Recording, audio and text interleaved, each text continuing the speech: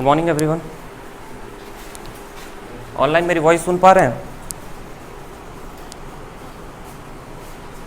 ठीक है, सर्वे स्टार्ट करेंगे आज।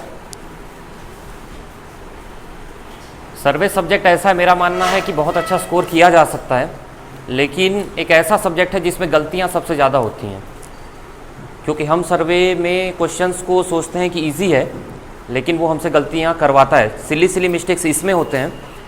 आप जनरली नोटिस करेंगे कि जो बड़े बड़े सब्जेक्ट्स हैं उसके क्वेश्चंस उतने हार्ड नहीं आते हैं।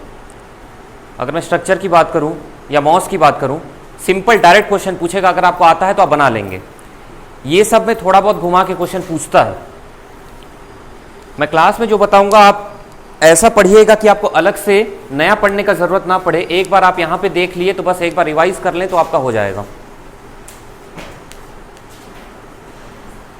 एक और चीज़ बता देंगे कि मेरा राइटिंग बहुत अच्छा है, तो आपको तकलीफ हो सकता है उसमें, बाकी समझने लायक का है।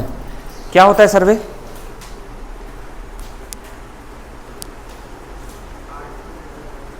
Art of determining. अच्छा, आर्ट है कि साइंस है? आर्ट है। आर्ट्स और साइंस में डिफरेंस है? अरे कुछ भी बोलो, व्हाट इज सर्वे तो आने नहीं वाला। आर्ट है। देखिए क्या है, सर्वेइंग की एक तरीका है जिससे आप कोई भी पॉइंट का रिलेटिव पोजीशन निकाल सकते हैं। Relative position in the sense किसी भी दूसरे रेस्पेक्ट में आप उसका पोजीशन निकाल सकते हैं। बताऊंगा, कोई भी दूसरे रेस्पेक्ट में इसका पोजीशन आप निकाल सकते हैं। अगर डेफिनेशन लिखना है तो लिख लीजिए। Surveying is the science of determining the relative position. Surveying is, जहां पे मुझे लगेगा कि डेफिनेशन बताना है मैं बता दूंगा, ठीक है, लेकिन आपको थोड़ा सा जल्दी लिखना पड़ेगा।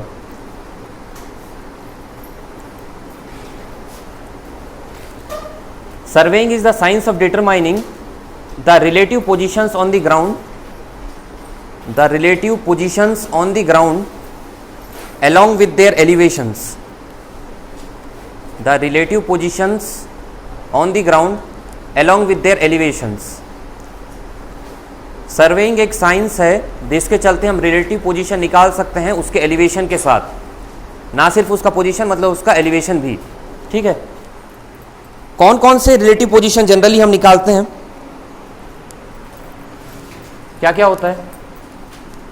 आप हॉरिजॉन्टल डिस्टेंस निकालते होंगे, वर्टिकल डिस्टेंस निकालते हैं, और क्या करते हैं?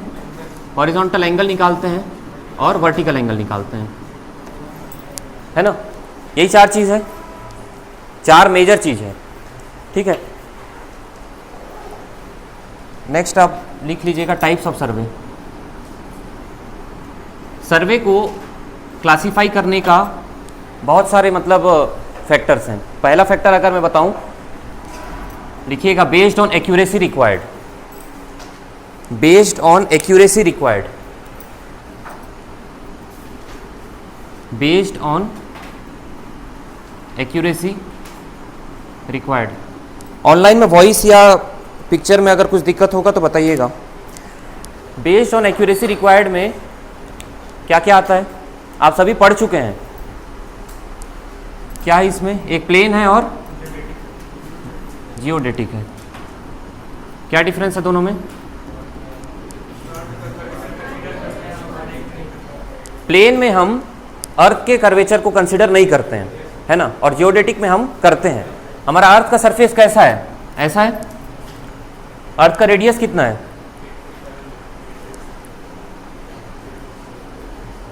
6370 किलोमीटर अप्रॉक्स, है ना। और उसका अगर मैं वॉल्यूम बढ़ा दूंगा, वॉल्यूम इसका बढ़ा दूंगा, इससे बढ़ जाएगा। तो हम जब भी सर्वे करते हैं तो बहुत ही रिलेटिवली स्मॉलर पोजीशन पे करते हैं ना, तो वहां पे कर्वेचर का असर नहीं दिखता है। अगर आप बहुत बड़े आर्क का बहुत छोटा सा हिस्सा लेंगे तो क्या उसका कर्व आपको पता चलेगा? वो तो एक स्ट्रेट लाइन की तरह दिखेगा ना। और जनरली हमारा जो काम रहता है वो प्लेन सर्वे में ही रहता है। जियोडेटिक सर्वे जब बहुत ही बड़ा एरिया आ गया तब जियोडेटिक सर्वे आता है। उसका एक वो भी है, मतलब एक पर्टिकुलर वैल्यू भी है, अगर एरिया इससे या इससे बड़ा है तो हम जियोडेटिक सर्वे या फिर कर्वेचर को कंसिडर करेंगे, और अगर इससे कम है तो हमको कंसिडर करना नहीं पड़ेगा। ठीक है, इसमें लिखना है आपको कुछ, प्लेन सर्वे में लिख लीजिए mean surface of the earth is assumed to be flat. इसमें जो मीन सरफेस है अर्थ का उसको हम फ्लैट कंसिडर करते हैं, उसको कर्व कंसिडर नहीं करते हैं किसमें, प्लेन में, और इसमें अर्थ के कर्वेचर को कंसिडर हम करते हैं। जहां पे आपको लग रहा है आप लिख लीजिएगा और मैं ऐसे ही बताते चलूंगा।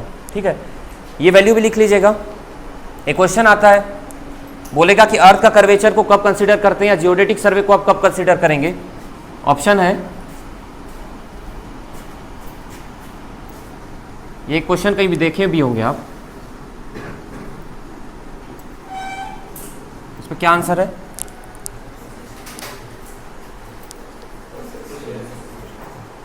$260, सबका 260 है। ठीक है, इसका आंसर 160 है ना। 260 करेंगे जब ये वैल्यू है, कहीं कहीं 260 आंसर दिया है, मैं भी मान रहा हूं, लेकिन 160 टिक मारेंगे क्योंकि 195.5 किलोमीटर स्क्वायर है। इसके बाद कर्व को कंसिडर करना है तो आप क्या 260 तक जाएंगे बिना कर्व को कंसिडर किए? नहीं ना, उसके पहले ही कंसिडर करना चालू कर देंगे, ज्यादा एक्यूरेट है ना। तो इससे 195.5 किलोमीटर स्क्वायर अगर दिया है तो ठीक, अगर यहां पे 200 दिया होता तो एक बार के लिए मैं 200 को मार देता, 200 या 195.5 किलोमीटर स्क्वायर को, लेकिन अगर वो दोनों वैल्यू नहीं दिया तो 160 को मारेंगे। ठीक है,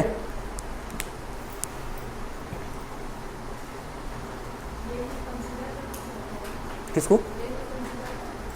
प्लेन में कर्व को कंसिडर नहीं करते हैं, जियोडेटिक में हम कर्व को कंसिडर करते हैं, अर्थ के कर्व्ड सरफेस को कंसिडर करते हैं। तो कर्व्ड सरफेस ज़्यादा लेंथ का होता है कि स्ट्रेट लाइन ज़्यादा लेंथ का होता है? कर्व सरफेस है ना, तो वो वाला माप आ जाता है ना।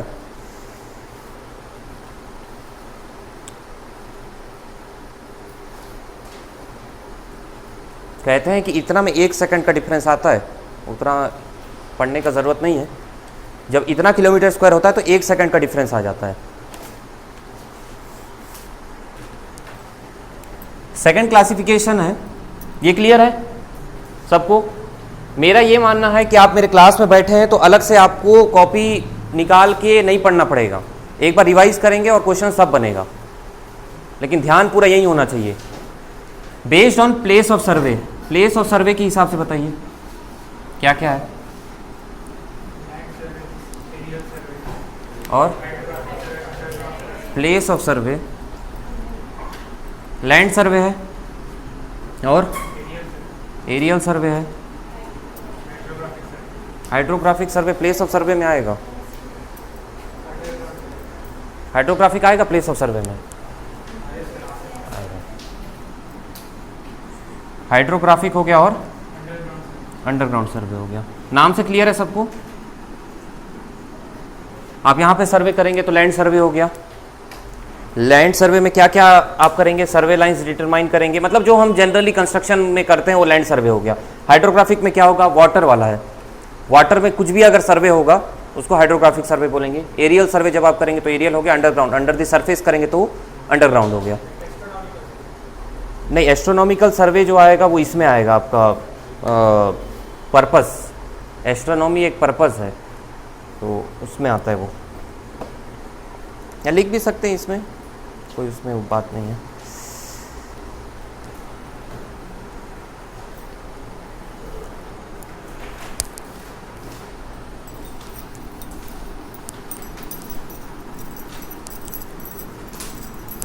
एक है बेस्ड ऑन इंस्ट्रूमेंट्स यूज्ड,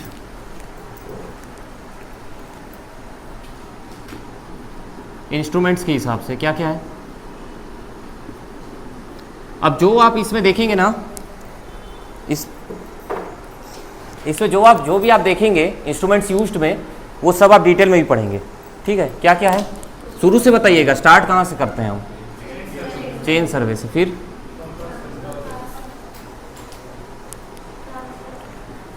एक ट्रावर्स सुने हैं, और फिर कंपास सर्वे, एक कंपास भी लिख लीजिए, एक लेवलिंग लिख लीजिए, टेक्योमेट्री, ट्राइंगुलेशन सब आ जाएगा, EDM, total station, plane table.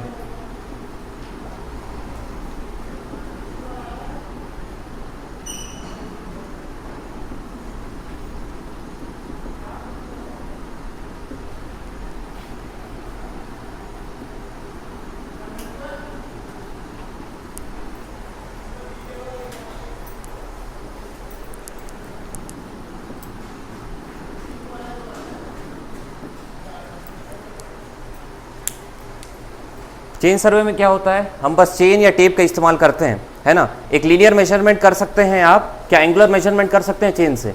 नहीं कर सकते। एंगुलर मेजरमेंट करना होगा तो क्या यूज़ करना पड़ेगा? कंपास यूज़ करना पड़ेगा, ठीक है। ट्रावर्स क्या होता है? कनेक्टेड लाइंस, क्या बनाते हैं उसमें? ट्राइंगल्स, है ना। तो आपका ट्रावर्स क्या हुआ? कनेक्ट करके एक एरिया को पूरा सर्वे करते हैं, वो ट्रावर्स हो गया आपका। कंपास सर्वे क्या हो गया? आप रिलेटिवली अपना एंगल्स निकाल रहे हैं, तो कंपास हो गया। लेवलिंग क्या हुआ? लेवलिंग क्यों करते हैं हम? एलिवेशन, एलिवेशन का जब भी बात आता है तो आपका हो जाएगा लेवलिंग, है ना। प्लेन टेबल क्या होता है? पॉइंट्स को लोकेट करने के लिए। प्लेन टेबल का प्रिंसिपल क्या है? पैरेललिज्म, है ना। हाँ, पैरेललिज्म का मतलब क्या होता है? चलिए वो तो प्लेन टेबल में डिस्कस करेंगे। ट्राइंगुलेशन क्या होता है? सिमिलर है ट्रावर्स के, लेकिन बड़े एरिया पे होता है, उसमें भी सिमिलरली ट्राइंगल्स फॉर्म किया जाता है। एक ट्राइलेट्रेशन भी होता है, वो इंपॉर्टेंट नहीं है ज़्यादा। ईडीएम क्या होता है? Electronic distance measurement. इसमें बिना हम डिस्टेंस को कवर किए एक पर्टिकुलर हॉरिजॉन्टल डिस्टेंस हम निकाल लेते हैं। कैसे? एक ट्रांसमीटर होता है, एक रिसीवर होता है, जितना टाइम लगाता है वो वेव्स को आने में, और स्पीड डिस्टेंस टाइम रिलेशनशिप से हम डिस्टेंस निकाल लेते हैं, वो है आपका ईडीएम। टोटल स्टेशन क्या होता है? जब ईडीएम को हम फिट कर देते हैं ट्रांजिट थियोडोलाइट के साथ, वो टोटल स्टेशन हो जाता है। मतलब टोटल स्टेशन देखा जाए तो एक प्रकार से ओवरऑल है, सब कुछ कर लेने वाला कोई चीज़ अगर बोलेंगे तो टोटल स्टेशन है, ठीक है। सैटेलाइट, ऊपर सैटेलाइट से जब हम कुछ भी सर्वे करते हैं वो सैटेलाइट सर्वे हो गया। तो ये है बेस्ड ऑन इंस्ट्रूमेंट्स यूज्ड। ये सभी इंस्ट्रूमेंट्स का हम अलग अलग चैप्टर में देखेंगे। थियोडोलाइट लिख सकते हैं आप, लिख लीजिए थियोडोलाइट।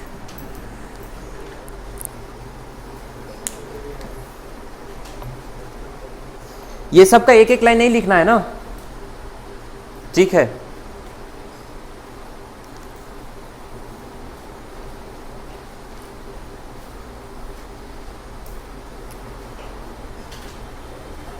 टेक्योमेट्री एक और है। टेक्योमेट्री का क्या यूज है बता सकते हैं कोई? कब यूज करते हैं हम टेक्योमेट्री?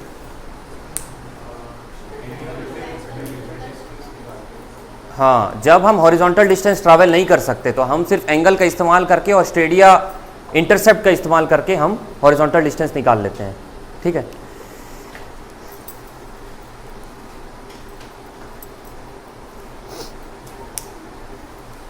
ट्राइंगुलेशन, ट्राइंगुलेशन बड़े एरिया के लिए किया जाता है, ट्राइंगल्स बनाया जाता है। इसका मैं प्रिंसिपल हल्का सा बता देता हूँ, आपको याद रहेगा। एक साइड का हम जो लेंथ है ट्राइंगल का उसको मेजर करते हैं, 3 साइड होते हैं ना, एक साइड का मेजर करते हैं और तीनों एंगल को मेजर करते हैं, और ये 3 एंगल और एक साइड के लेंथ से हम बाकी 2 साइड के लेंथ को निकालते हैं। ये है उसका प्रिंसिपल, ठीक है, ट्राइंगुलेशन का।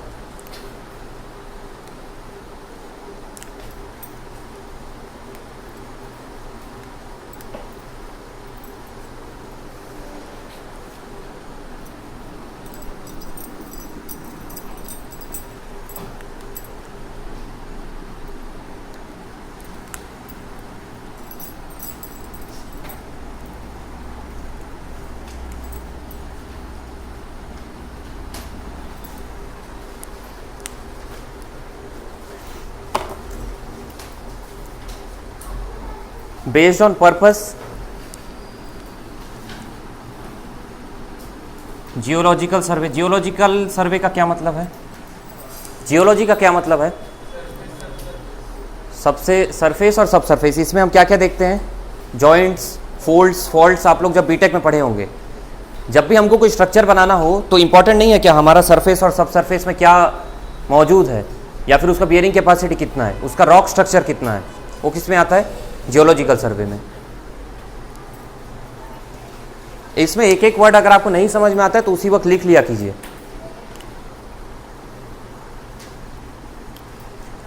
सेकंड है आपका ज्योग्राफिकल। ज्योग्राफिकल में क्या आएगा? लैंड सरफेस का बात हो रहा है इसमें, कि सरफेस के ऊपर क्या क्या चीज़ें मौजूद हैं, वो ज्योग्राफिकल सर्वे में आएगा। जैसे मान के चलिए, इसमें अगर एग्जांपल मैं बताऊं तो कंटूर आ जाएगा, और आपका स्लोप आ जाएगा, ग्रेडियंट आ जाएगा। इस टाइप की जो चीज़ें हैं वो जियोग्राफिकल सर्वे में आएगा। जियोलॉजिकल सर्वे में क्या आएगा? जॉइंट्स, आपका फॉल्ट्स, फोल्ड्स,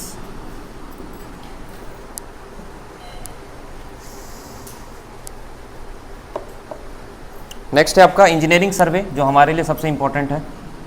इंजीनियरिंग सर्वे में हम क्या करते हैं? जो भी आप स्ट्रक्चर बना रहे हैं उसका जो जो सर्वे हम करते हैं वो इंजीनियरिंग सर्वे है। उसमें आपका आएगा, मान के चलिए आप हाईवे का सर्वे कर रहे हैं, डैम का कर रहे हैं, रेलवे लाइन का कर रहे हैं, वाटर सप्लाई डिज़ाइन का कर रहे हैं, या रिजर्वायर का कर रहे हैं, तो ये सब किस में आ रहा है? आपका इंजीनियरिंग सर्वे में।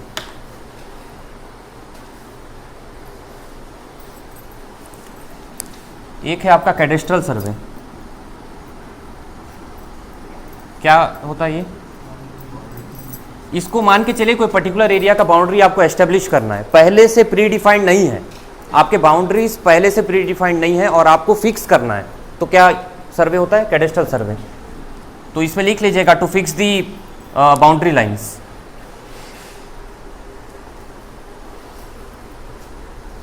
इसको एक और नाम से जानते हैं, public land survey. Public land survey, cadastral survey to fix the boundary lines. Generally legal purpose के लिए किया जाता है कैडेस्ट्रल सर्वे।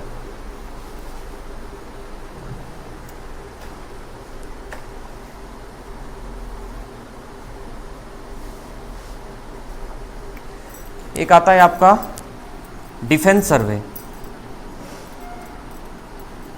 डिफेंस सर्वे मतलब defence purpose. Public land survey, cadastral सर्वे को पब्लिक लैंड सर्वे भी कहते हैं। डिफेंस सर्वे क्या होता है? डिफेंस पर्पस के लिए यूज किया जाता है। इसमें एरियल सर्वे को भी इंक्लूड किया जाता है। इसमें ये करते हैं कि हमारा जो मान के चलिए कि लाइन ऑफ कंट्रोल है, उसमें इस साइड और उस साइड कौन कौन से स्ट्रक्चर्स मौजूद है, कहाँ कहाँ पे रेलवे लाइन है, कहाँ पे रोड्स हैं, कहाँ पे टनल्स बन रहे हैं, है ना, तो वो सब का सर्वे करना हो तो डिफेंस सर्वे। वर्ड से क्लियर है, बस इसमें एक बहुत इंपॉर्टेंट है, वो कैडेस्ट्रल सर्वे है, क्योंकि वो वर्ड से क्लियर नहीं हो पाता, उसका मीनिंग समझना होता है।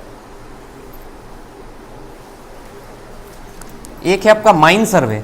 माइन सर्वे क्या होगा? माइंस को डिटरमाइन करने के लिए कि कहाँ पे कितने मौजूद हैं, है ना, या फिर हमको जो है ओर निकालना होगा तो हमको माइन सर्वे करना पड़ेगा, क्योंकि उस वक्त हमको टनल्स प्रिपेयर करने होंगे, तो कहाँ पे टनल प्रिपेयर करना है, कैसे करना है, वो सब आएगा आपके माइन सर्वे में। एक है आपका रूट सर्वे। रूट सर्वे, रूट सर्वे कहाँ पे होगा? आपको रेलवे लाइन बिछाना है या रोड बिछाना है तो आपको एक प्रोफाइल सेट करना पड़ेगा, उसको हम कहते हैं रूट सर्वे। एक और है आपका आर्कियोलॉजिकल सर्वे। आर्कियोलॉजिकल सर्वे क्या कह रहे हैं? मराइन सर्वे, वो हाइड्रोग्राफिक सर्वे में आ जाएगा। मरीन सर्वे जो है, लिखना है तो लिख लीजिएगा। आर्कियोलॉजिकल सर्वे क्या होगा? पुरातत्विक विभाग वाला, कि जो पुराने स्ट्रक्चर्स हैं वो कितने साल पुराने, और ये सब जो सर्वे आता है वो आपका आर्कियोलॉजिकल सर्वे में आएगा।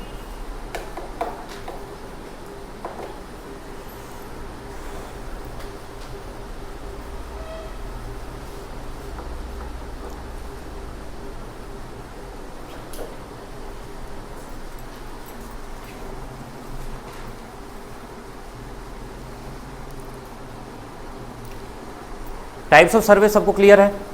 एक क्वेश्चन आने का चांस रहता है इसमें, भले इजी लग रहा है आपको, लेकिन एक क्वेश्चन आता है इससे। डिफेंस सर्वे में बताया था कि ये मिलिट्री पर्पस के लिए यूज़ किया जाता है। डिफेंस सर्वे को स्ट्रेटेजिक इंपॉर्टेंस के लिए रहता है। हमारा जहाँ पे कंट्रोल पॉइंट्स रहते हैं या फिर बॉर्डर एरियाज रहते हैं, उसके इस पार और उस पार का मतलब देखने के लिए कि क्या बन रहा है और क्या मौजूद है, वो सब आपके डिफेंस सर्वे में आएगा। लीगल लीगल पूछ रहे हैं? नहीं, बहुत सारा सर्वे तो हमको पता ही नहीं चलता है कहाँ कहाँ पे हो रहा होता है। डिफेंस सर्वे में वो रिवील नहीं किया जाता है, वो थोड़ा सा कह सकते हैं कि जासूसी टाइप ही रहता है। कभी आप अगर, जैसे मैं आसाम में था, तो आसाम राइफल्स साइड जब हम ऐसे ट्रैवल करते थे ना, तो रोड में मतलब कार में बैठ के भी ना फ़ोटो खींचना और वीडियो कैमरा करना अगर आपको दिख गया तो आपको जेल हो सकता है ना। तो बहुत इंपॉर्टेंट रहता है वो पास। मुझे नहीं पता था, मैं अपने प्रोफेसर के साथ ट्रैवल कर रहा था, तो उन्होंने बोला कि मोबाइल को तो अंदर ही रख लो, बहुत सेंसिटिव होता है वो जगह।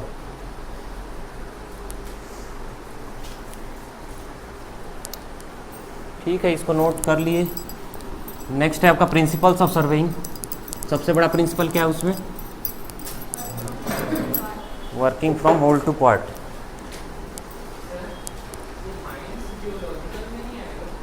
माइंस देखिए सिमिलर है, ठीक है, क्योंकि ये पर्पस का बात है इसलिए पर्पस में आ गया। वो जो है प्लेस ऑफ सर्वे का बात था इसलिए प्लेस में आ गया। Principle working from whole to part. Whole to part क्यों करते हैं, पार्ट टू होल क्यों नहीं करते हैं? Working from whole to part. Whole to part का क्या मतलब है? पहले जो आपका फ्रेमवर्क है वो तैयार किया जाता है और अंदर के डिटेल्स उसके बाद भरे जाते हैं। ठीक है, मान के चलिए आपने एक फ्रेमवर्क तैयार किया, अब डिटेल्स आप भर रहे हैं। ठीक है, तो ये है होल टू पार्ट। ऊपर से अंदर आ रहे हो, बड़े से छोटे में आ रहे हो, तो क्या हुआ, जितना एरर था जो बनाते वक्त आपका फ्रेमवर्क में बनाते वक्त आया उतना ही रहेगा, बढ़ेगा नहीं। अगर आप पार्ट टू होल किए, मान के चलिए पहले आपने ये बनाया, उसके बाद आप बड़ा सा बना रहे हैं, उसके बाद आप ऐसा बना रहे हैं, तो एक्यूमुलेट होता जाएगा। इसलिए पार्ट टू होल नहीं करते हैं हम होल टू पार्ट करते हैं। हजारों बार आ चुका है, लेकिन क्वेश्चन पूछने वाले को बोलेगा कि 1000 बार आ चुका है तो एक बार और बढ़ाने में क्या दिक्कत है, तो एक बार और बढ़ा देगा वो। ये सबसे पहला प्रिंसिपल है सर्वेइंग का और मोस्ट इंपॉर्टेंट है। तो क्या है ये फ्रेमवर्क है ऊपर वाला, और इसको क्या बोलते हैं? हाँ नहीं, स्टेशन छोड़िए, कंट्रोल पॉइंट्स हैं ये। ठीक है, तो फ्रेमवर्क बनाया जाता है, उसमें मेजर कंट्रोल पॉइंट्स डाले जाते हैं और उसके बाद डिटेल्स भरे जाते हैं। ये हो गया आपका होल टू पार्ट।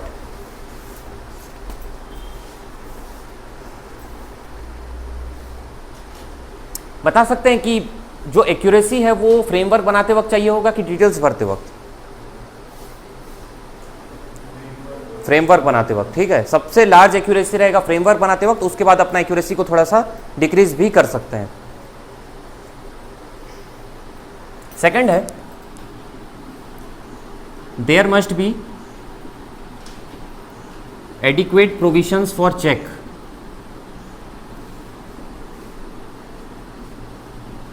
इससे क्या समझते हैं?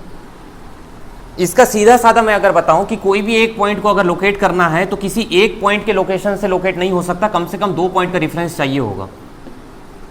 ठीक है, इसका सिंपल सा मीनिंग ये है। There must be adequate provisions for check का मतलब कोई भी आप कैलकुलेशन करते हैं तो प्रॉपर होना चाहिए, उसमें एक ऐसा धागा भी होना चाहिए जिससे आप प्रूव कर सके कि जो आप कैलकुलेशन किए वो सही है। वो तभी होगा जब आपके पास 2 रेफरेंस पॉइंट होगा किसी एक पॉइंट को लोकेट करने के लिए, और वो 2 रेफरेंस पॉइंट के लोकेशंस आपको पहले से पता होंगे। ठीक है,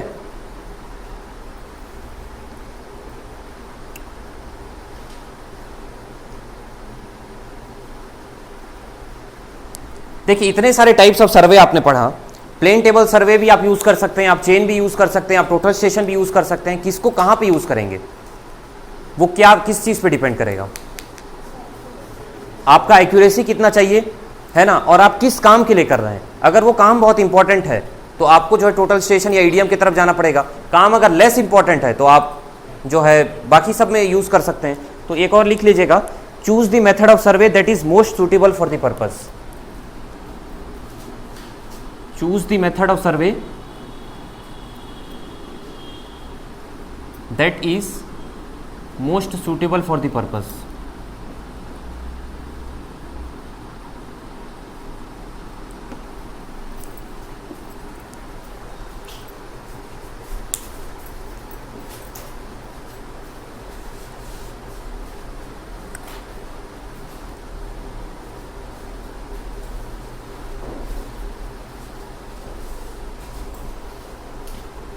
choose the method of survey that is most suitable for the purpose. और लास्ट जो है इसमें सबसे इंपॉर्टेंट ये है, जैसे मैं लिखाते जा रहा हूं वैसा इंपॉर्टेंस कम होता जा रहा है, ठीक है।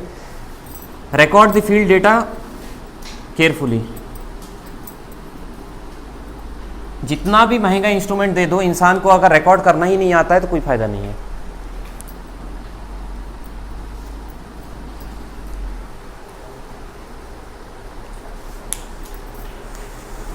Record the field data carefully.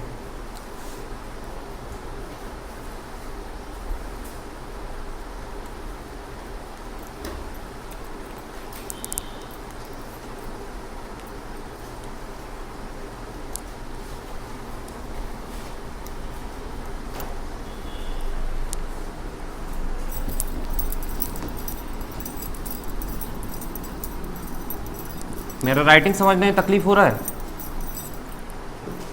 हाँ नहीं, कैसे नहीं हो रहा है यार? होना चाहिए, यही तो मेरी खासियत है।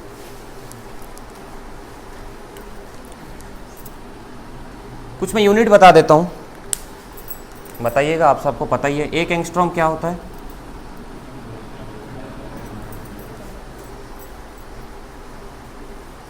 एक फुट में कितना मीटर होता है? 0.3048 मीटर्स, ठीक है। और एक मीटर में कितना फुट है? 3.28। 3.4 नहीं है, 3.28 है शायद। एक इंच 2.54 सेंटीमीटर।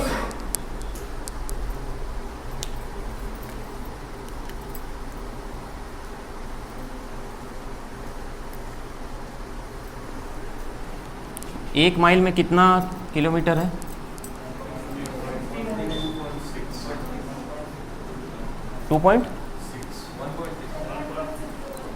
1.609।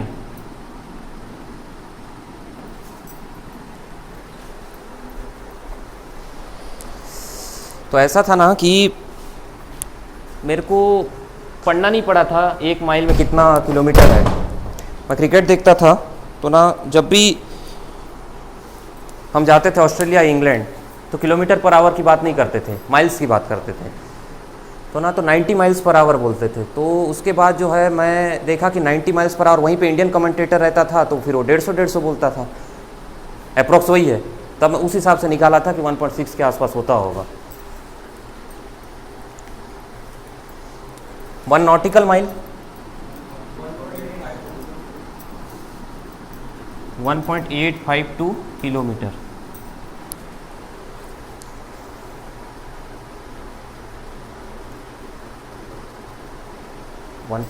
किलोमीटर।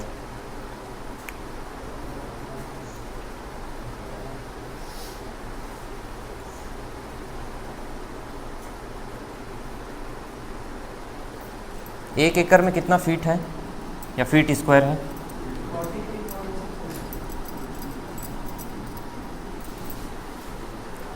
ये सब हो सकता है आपके एग्जाम में ना पूछे, लेकिन जब डिपार्टमेंट में आते हैं और कुछ पूछ लेते हैं ना, और कोई नहीं बताता है तो बहुत बेइज्जती करते हैं उसमें। एक हेक्टेयर में कितना मीटर स्क्वायर है?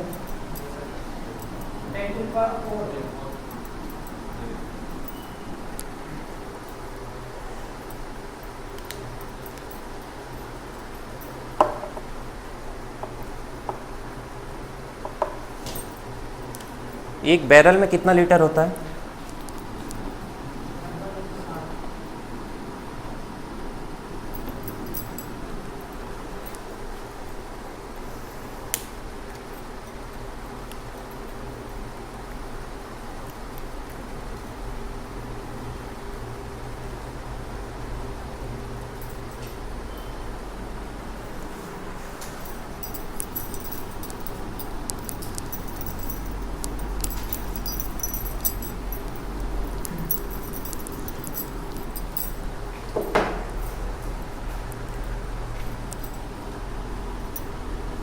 हॉरिजॉन्टल डिस्टेंस मेजर करना है, क्या क्या इंस्ट्रूमेंट यूज़ करेंगे आप?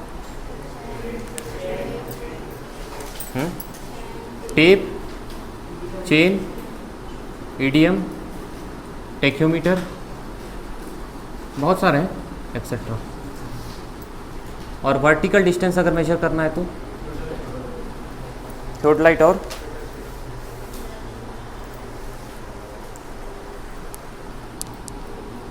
लेवलिंग, जो भी इंस्ट्रूमेंट्स हैं, है ना, या तो ऑटो लेवल हो या डंपी लेवल हो, जो भी है लेवलिंग वाले इंस्ट्रूमेंट्स हो गए। इसके अलावा टेक्योमीटर यहाँ पे भी आएगा, टेक्योमीटर से वर्टिकल डिस्टेंस भी निकलता है। हॉरिजॉन्टल एंगल निकालना है तो क्या क्या आता है हॉरिजॉन्टल एंगल में? कंपास, थियोडोलाइट और टोटल स्टेशन से निकलता है, टोटल स्टेशन, और एक होता है सेक्सटेंट। और वर्टिकल एंगल, वर्टिकल एंगल में क्या क्या आएगा?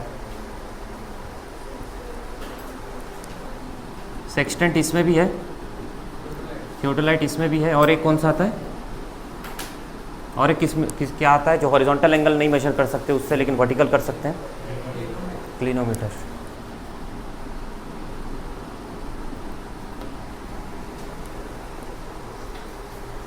राम बिहारी ज्वाइन किए हैं क्या?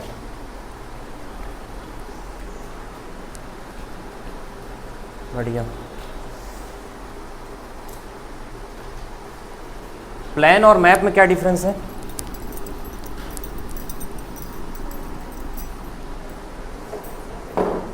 स्केल समझते हैं?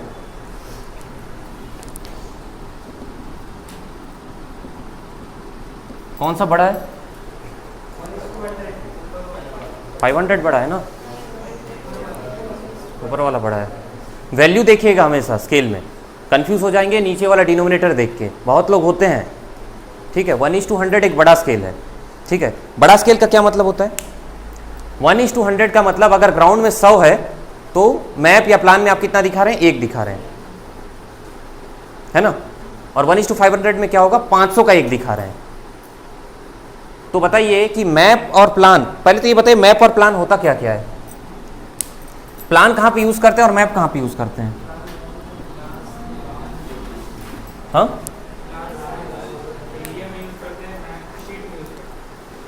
प्लान आप यूज कर रहे हैं अपना, जब घर बनाना हो तो प्लान यूज करेंगे, उसका स्केल बड़ा रहेगा कि छोटा रहेगा?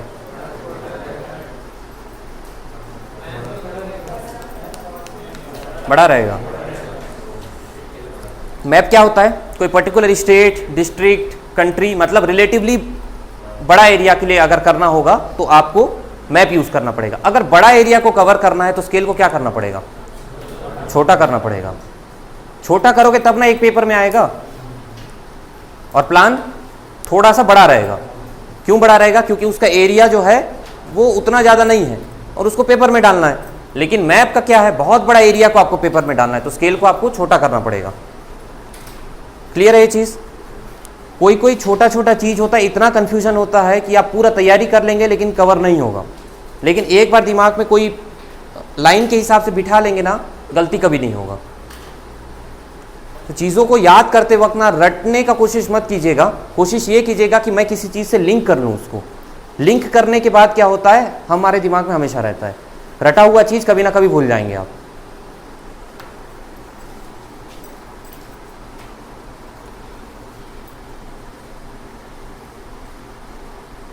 प्लान का डेफिनेशन लिखना है तो लिख लीजिए, plan represents the area on a horizontal plane. Plan represents the area, plan represents the area on a horizontal plane. Plan represents the area on a horizontal plane.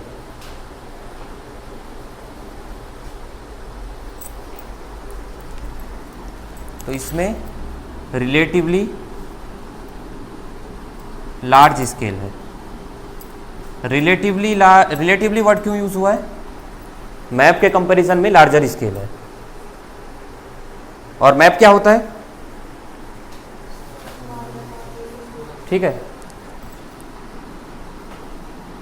Small scale है map. ज़्यादा area कौन cover करेगा? Map.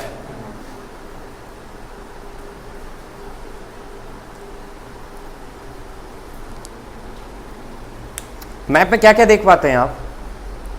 Physical features वाले भी map आते हैं, political map भी आता है ना। फिजिकल फीचर्स में आप कंटूर लाइंस भी देख सकते हैं, माउंटेन्स देख सकते हैं, स्ट्रीम्स देख सकते हैं।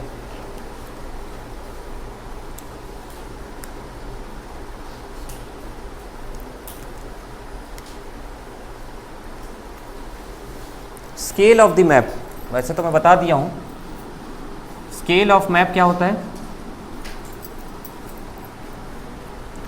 किस किस चीज़ों का ये रेशियो होता है? मान के चलिए कि length between 2 points on the map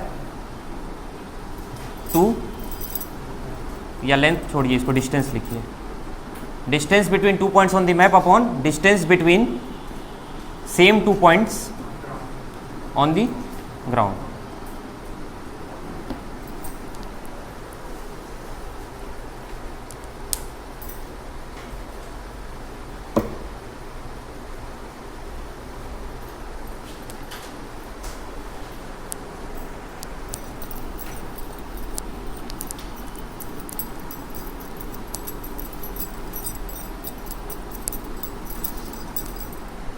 distance between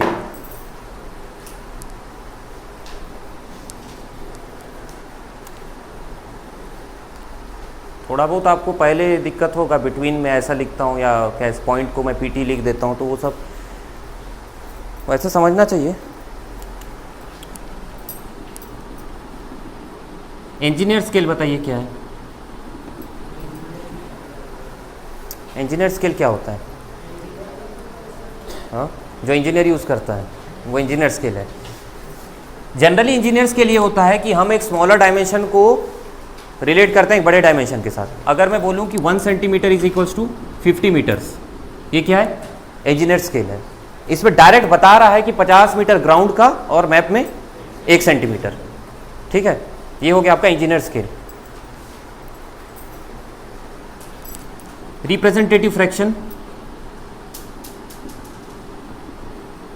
क्या होता है? रिप्रेजेंटेटिव फ्रैक्शन में रेशियो होता है जिसका कोई यूनिट ना हो, और जब यूनिट कट रहा है तो यही चीज़ को रिप्रेजेंटेटिव फ्रैक्शन में कैसे लिखेंगे? 1:50 या 5000, है ना। 1:5000 का मतलब क्या हुआ? वही मतलब है, दोनों का सेम ही मतलब है, रिप्रेजेंटेशन का स्केल अलग है। उसमें आप 1 सेंटीमीटर को दिखा रहे हैं कि कितना मीटर है, या फिर 1 मीटर को दिखा रहे होंगे कितना किलोमीटर है। इसमें जो है डायरेक्ट बताते हैं कि एक यहाँ का तो वहाँ पे कितना। यह है आपका रिप्रेजेंटेटिव फ्रैक्शन।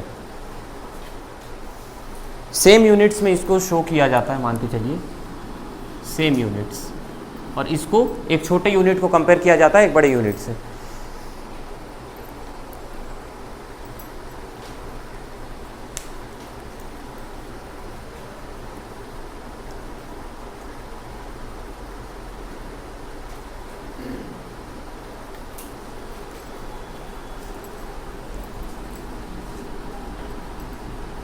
अब लिखिएगा errors due to shrinkage of map. Map shrink करेगा टाइम के साथ।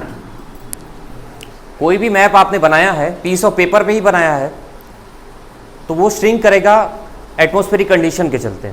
अगर ह्यूमिडिटी हो गया, हीट, वेदर कंडीशंस के चलते वो श्रिंक कर सकता है। तो अगर श्रिंक करेगा तो क्या आपको लगता है कि जो पहले का माप था वो अभी भी सेम है?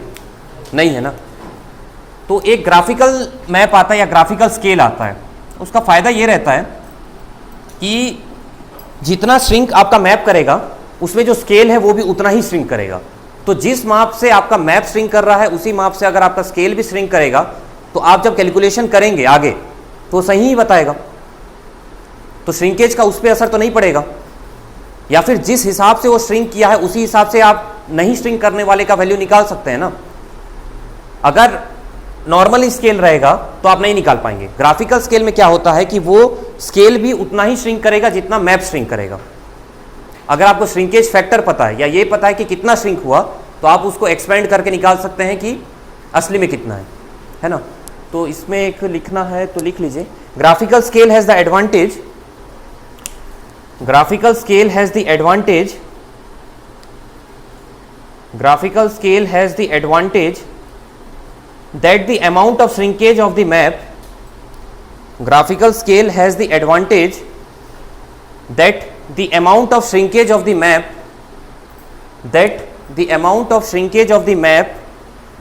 and the graphical scale is the same. Amount of shrinkage of the map and the graphical scale is the same.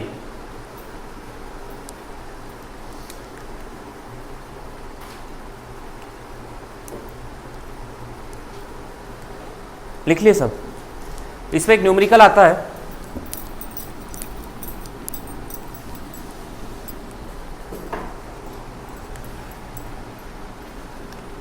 Shrinkage factor क्या होता है? श्रिंकेज फैक्टर बताता है कि किस रेशियो में श्रिंक हुआ है। ठीक है, श्रिंकेज का क्या मतलब हो रहा है? छोटा होना ना। तो ये है आपका shrunk length upon actual length. तो मान के चलिए पहले आपका जो मैप में जो लेंथ था वो मान के चलिए 10 सेंटीमीटर था, कोई दो पॉइंट्स के बीच में, अभी वो 9 सेंटीमीटर हो गया है। तो श्रिंकेज फैक्टर कितना हो गया? 0.9, है ना। श्रिंकेज फैक्टर क्या 1 हो सकता है? श्रिंकेज फैक्टर 1 हो सकता है। अगर श्रिंकेज हुआ ही नहीं तो श्रिंकेज फैक्टर 1 है। क्या 1 से ज़्यादा हो सकता है? नहीं हो सकता ना। 1 या 1 से कम रहेगा। श्रंक होना मतलब छोटा होना। अगर श्रिंकेज नहीं हुआ तो 1 है। इसको भी लिख लीजिएगा, है ना। श्रिंकेज फैक्टर जो है लेस देन और इक्वल टू 1 होगा।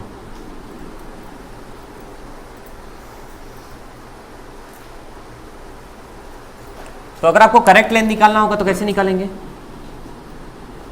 मान के चलिए आपका पहले कुछ था, ठीक है, पहले ओरिजिनल मैप था, श्रिंकेज नहीं हुआ था और आपका कुछ लेंथ था 2 पॉइंट्स के बीच में, तो सही था। अब श्रिंकेज हो चुका है, कोई श्रिंकेज फैक्टर है आपके पास, इस लेवल पे श्रिंकेज हुआ है, तो करेक्ट लेंथ कैसे निकलेगा?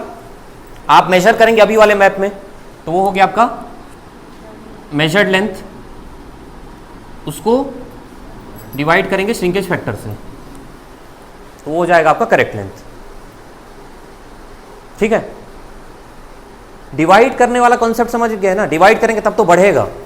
श्रिंकेज फैक्टर हमेशा 1 या 1 से कम है, डिवाइड करेंगे इसलिए वो बढ़ेगा। अब इसमें भी कंफ्यूज हो जाते हैं कि श्रिंकेज फैक्टर को मैं मल्टीप्लाई कर दूं क्या? मल्टीप्लाई क्यों करेंगे? करेक्ट एरिया निकालना होगा तो measured area upon shrinkage factor का स्क्वायर। स्क्वायर क्यों हुआ? एरिया है मतलब 2 डायमेंशन है, ठीक है। 2 डायमेंशन है तो श्रिंकेज फैक्टर अलग अलग डायमेंशन का अलग अलग हो सकता है या सेम भी हो सकता है, इसलिए स्क्वायर आ गया, हम सेम मान के कर रहे हैं तो। और करेक्ट वॉल्यूम अगर है तो measured volume upon shrinkage factor का क्यूब, है ना। एक क्वेश्चन लिखिए,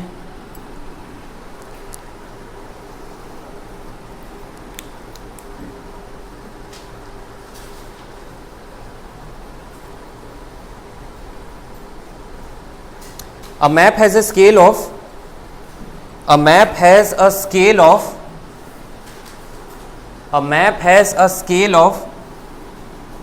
1 centimeter is equals to 10 meters. A map has a scale of 1 centimeter is equals to 10 meters. A map has a scale of 1 centimeter is equals to 10 meters. Map का scale दिया हुआ है। Next line में लिखना, a line originally measuring 10 centimeter, a line originally measuring 10 centimeters, a line originally measuring 10 centimeters, a line originally measuring 10 centimeters now measures 9 centimeter. A line originally measuring 10 centimeters now measures 9 centimeter. ये दूसरा line है आपका। तीसरा line है, the measured area was 81 centimetre square. The measured area was 81 centimetre square. Measured area was 81 centimetre square. Find the correct area on the ground, correct area on the ground,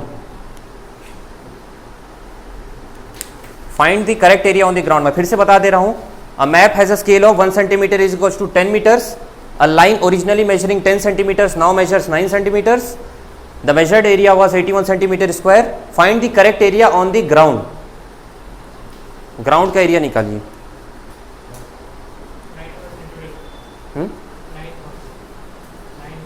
9,000।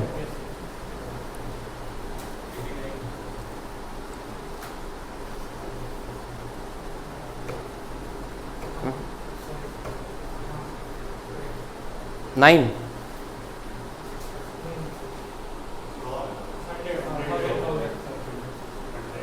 100 unit बताइए।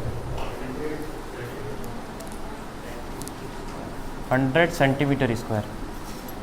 और बताइए।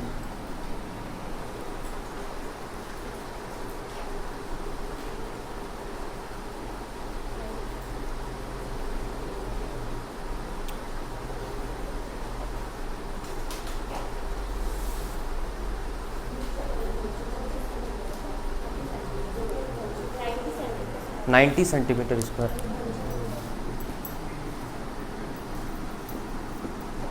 दो option और है, भरिए। 100 आ रहा है।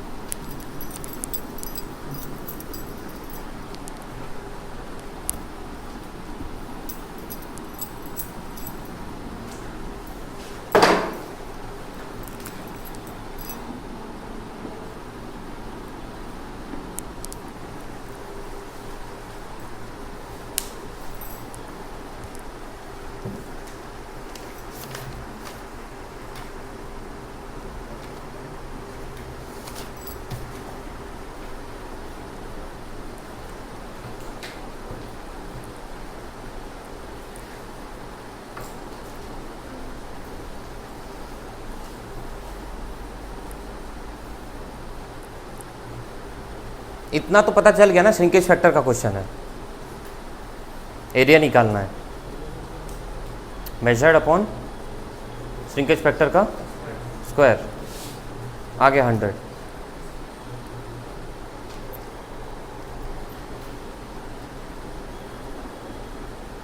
पूछा क्या है? Correct area on the ground.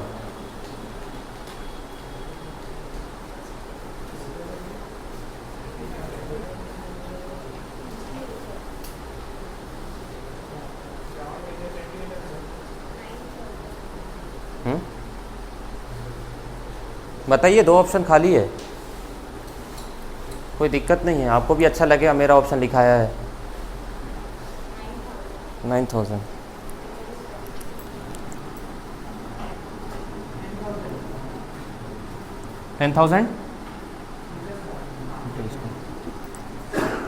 ठीक है।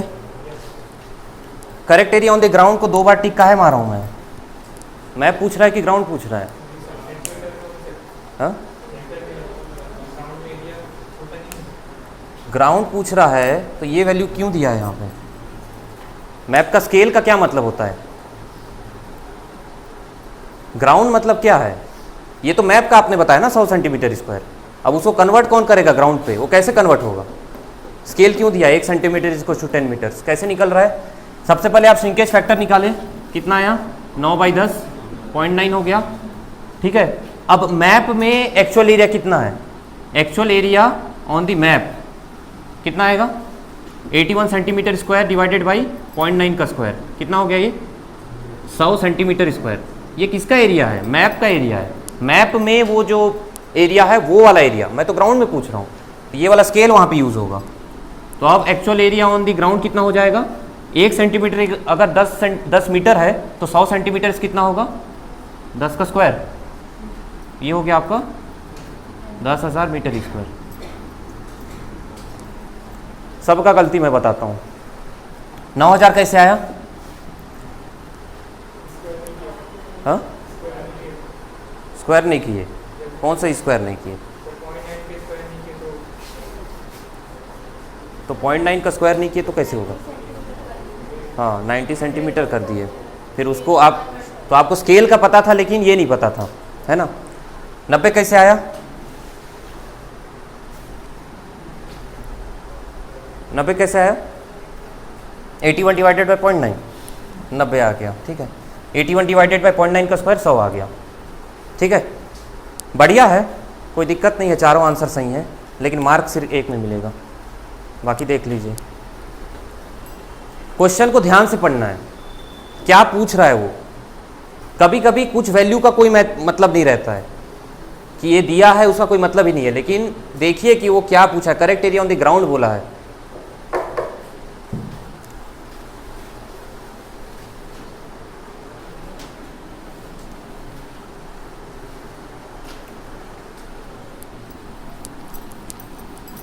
क्लियर है सबको? पुरुषोत्तम क्लियर है? ये क्वेश्चन आएगा तो गलत नहीं होगा। अगर श्रिंकेज फैक्टर से क्वेश्चन आएगा तो इससे बड़ा क्वेश्चन नहीं आएगा, लेकिन ध्यान रखना है कि वो मैप में पूछ रहा है कि किस में पूछ रहा है, स्केल दिया है कि नहीं दिया है, श्रिंकेज फैक्टर का बात हो रहा है कि नहीं हो रहा है, उसका एरिया है कि वॉल्यूम है, उसके हिसाब से स्क्वायर आएगा कि क्यूब आएगा कि सिंगल आएगा। इतना चीज़ को ध्यान में रखोगे तो हो जाएगा।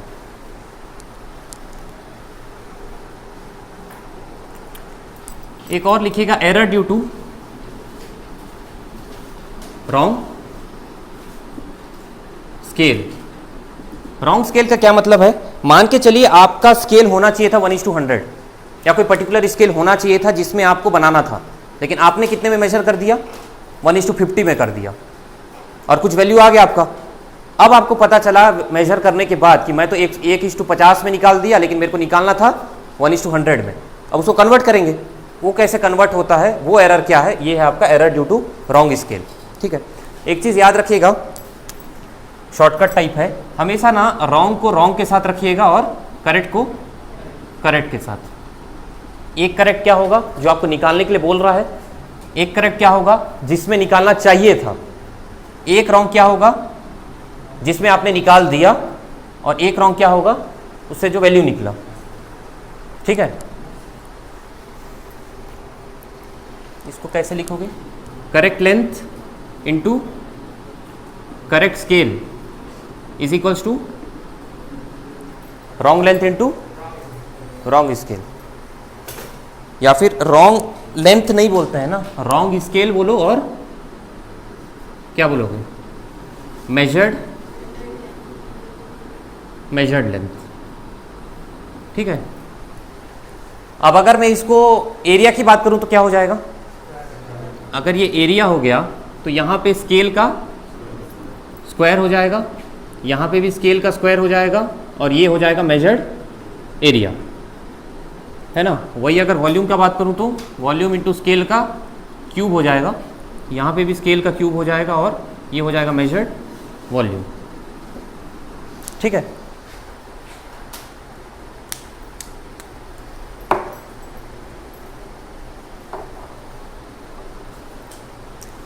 ये जितना सिंपल दिख रहा है, जब क्वेश्चन आता है और वैल्यू लिखा होता है ना, तो आपको समझ नहीं आएगा कि रॉन्ग उसमें क्या है, राइट उसमें क्या है, क्योंकि इसमें थोड़ा सा क्वेश्चन पढ़ने के ऊपर भी रहता है, इसमें फंसाता है, इंग्लिश में फंसाएगा आपको कि उसको आपको नहीं समझ में आएगा कि करेक्ट क्या है, मेजर क्या है, ये वो कुछ कुछ पॉइंट्स रहता है, उसको पकड़ के समझना रहता है।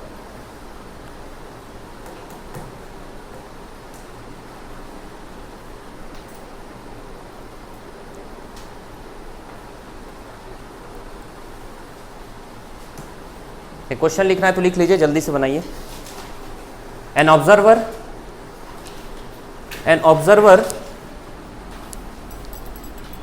measured the length between the 2 points.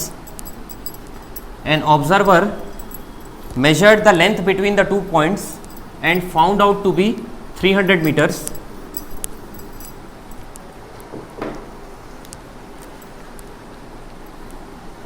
An observer measured the length between 2 points and found the measured value to be 300 meters with a scale of 1:100. With a scale of 1:100. With a scale of 1:100. Next line में लिखिएगा, he later found out he later found out that the scale should be he later found out that the scale should be 1:50. He later found out that the scale should be 1:50.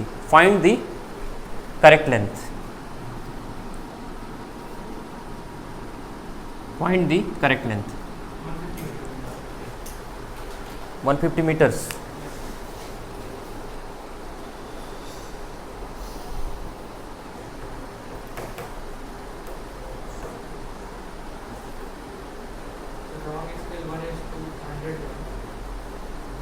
अब बताइए 1:100 है कि 1:50 है wrong scale?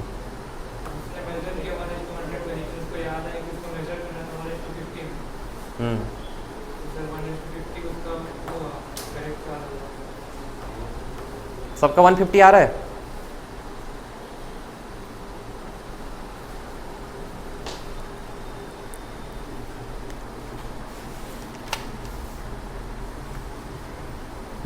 ठीक है।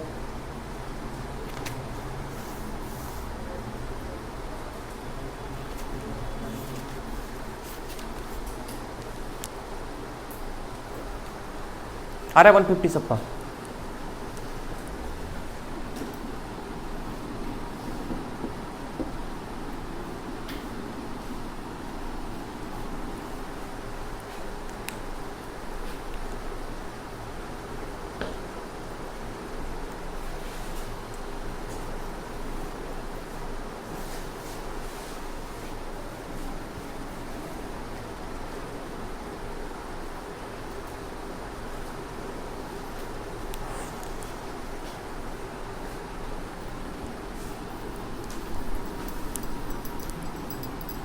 ये दोनों चीज़ clear हो गया, श्रिंकेज और आपका रॉन्ग स्केल। इसका क्वेश्चन आएगा तो बन जाएगा। ठीक है, नेक्स्ट डालिए लीनियर मेजरमेंट्स।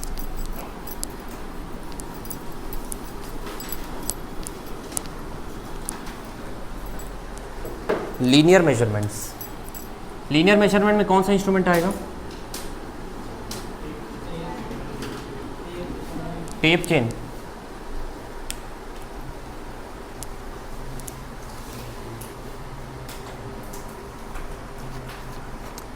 कुछ कुछ इंस्ट्रूमेंट्स हैं ना जो अप्रोक्सीमेट मेथड मान के चलिए, इसमें एक है अप्रोक्स मेथड कि आप हॉरिजॉन्टल डिस्टेंस किस किस तरीके से निकाल सकते हैं अप्रोक्सीमेटली, बिना ज़्यादा एक्यूरेसी के।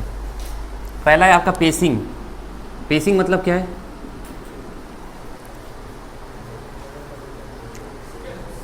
हम खुद जो है नापते हैं ना, हम जितना कदम चलते हैं उस हिसाब से, और हमारे एक कदम में कितना डिस्टेंस होता है जनरली हम कितना मानते हैं? हाँ, 75 to 85 सेंटीमीटर्स। तो उस हिसाब से अप्रोक्सीमेटली आपने कितना कदम चला और उस हिसाब से कितना डिस्टेंस आपने चला। ठीक है,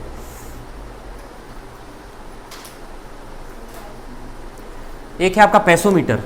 पेसोमीटर क्या होता है? पेसोमीटर एक घड़ी की तरह होता है जो आप अपने पास रखते हैं और वो बताता है कि आप कितना कदम चले, और वो जितना कदम बताया उस हिसाब से इसका एवरेज निकाल के जो डिस्टेंस निकला वो है आपका पेसोमीटर। स्टेप्स काउंट करता है। ये स्टेप्स यहाँ पे मैनुअली काउंट हो रहा है, और यहाँ पे स्टेप्स जो है एक वॉच की तरह होता है या मैकेनिकल डिवाइस होता है।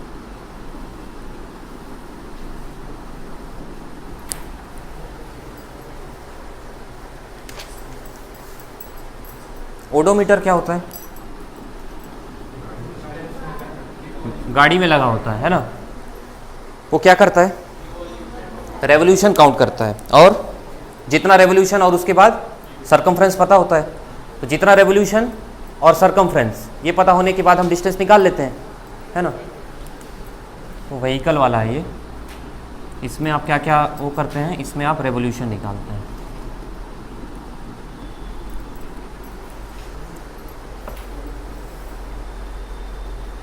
स्पीडोमीटर, स्पीडोमीटर कौन सा स्पीड देता है? Instantaneous speed. Instantaneous speed, instantaneous का क्या मतलब होता है? उसी वक्त, उसी क्षण पे जो आप देख रहे हैं वो स्पीड बता रहा है, वो है आपका स्पीडोमीटर। यह आपका अप्रोक्सीमेट मेथड्स, एक्यूरेटली नहीं बताता है।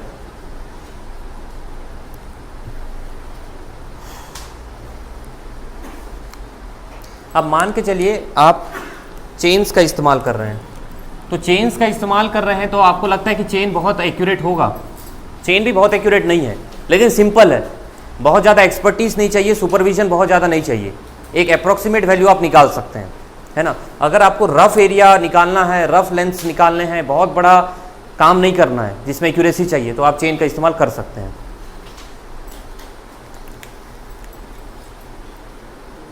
कौन सा? स्पीडोमीटर, पीडोमीटर। पीडोमीटर भी कुछ होता है, क्या होता है पीडोमीटर? पीडोमीटर भी कुछ डिस्टेंस मेजरमेंट के लिए यूज़ होता है।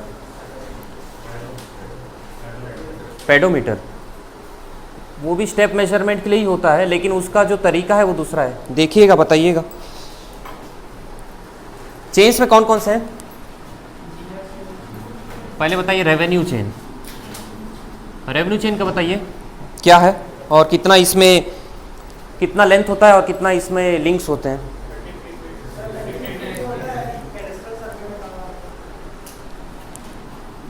$66 फीट और 100 लिंक,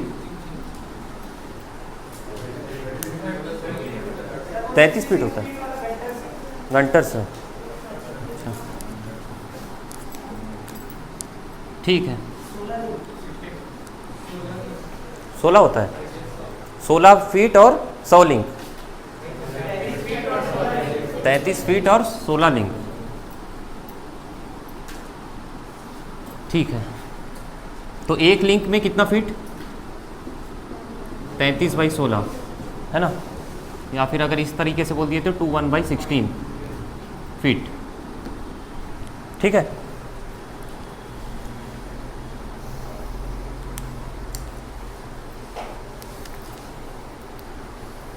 लंबाई कितना है? 33 फीट का। 33 फीट मतलब वो 10 मीटर के आसपास।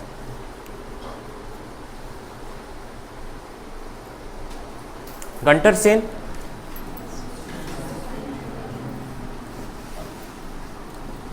66 फीट और 100 लिंक, तो एक लिंक में 0.66 फीट, एक लिंक में 0.66 फीट।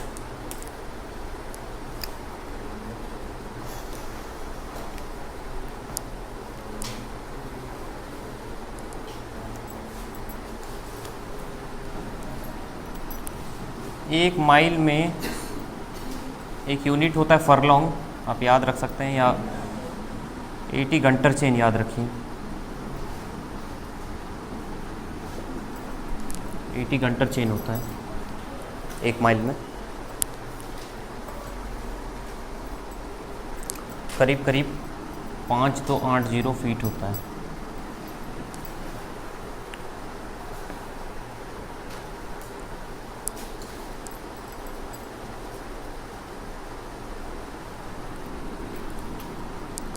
एक एकड़ में 10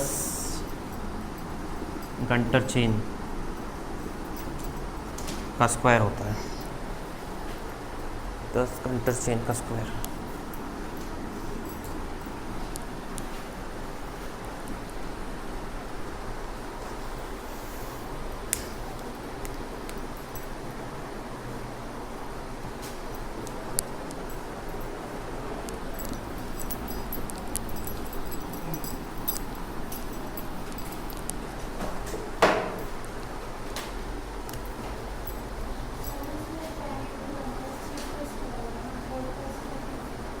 टेन इंटू घंटर चेन का स्क्वायर होगा।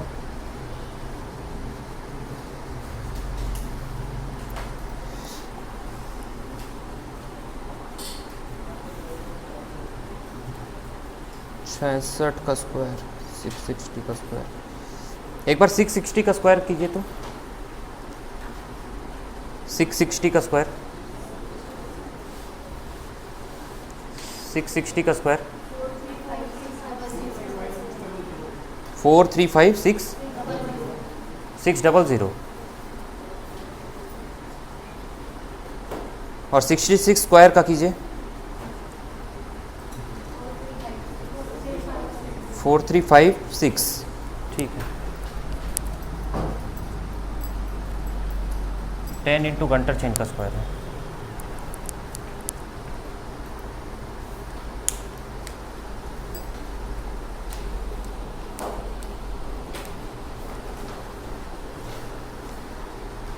नेक्स्ट एक और क्या है, इंजीनियर्स चेन। क्या होता है उसमें 100 फीट और 100 लिंक, एक लिंक में 1 फीट।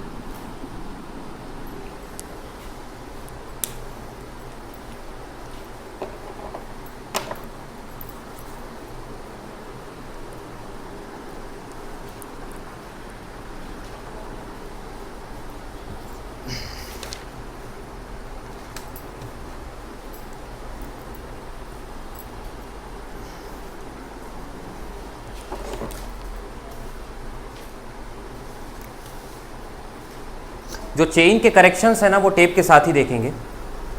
अभी लिखिएगा टेप, टेप्स, उसमें टाइप्स होते हैं।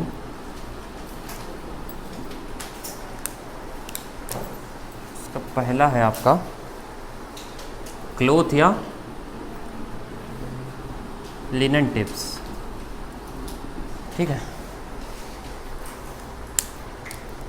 एक्यूरेसी सबसे कम रहता है ना, क्योंकि इसमें वियर एंड टीयर भी हो जाएगा, इसमें टेम्परेचर इफेक्ट्स भी पड़ेंगे, इस पर ख़राब भी जल्दी हो जाता है। कौन कौन से लेंथ में मिलता है, 10, 20, 25, 30 और भी कुछ होगा तो होगा। श्रिंकेज हो सकता है, स्ट्रेच हो सकता है ना। इसके अलावा इसमें डैम्पनेस आ सकती है मॉइस्चर के चलते, और मुड़ सकता है, बाद में ठीक नहीं होगा। तो इस टाइप की चीज़ें हैं, डिसएडवांटेज ज़्यादा है।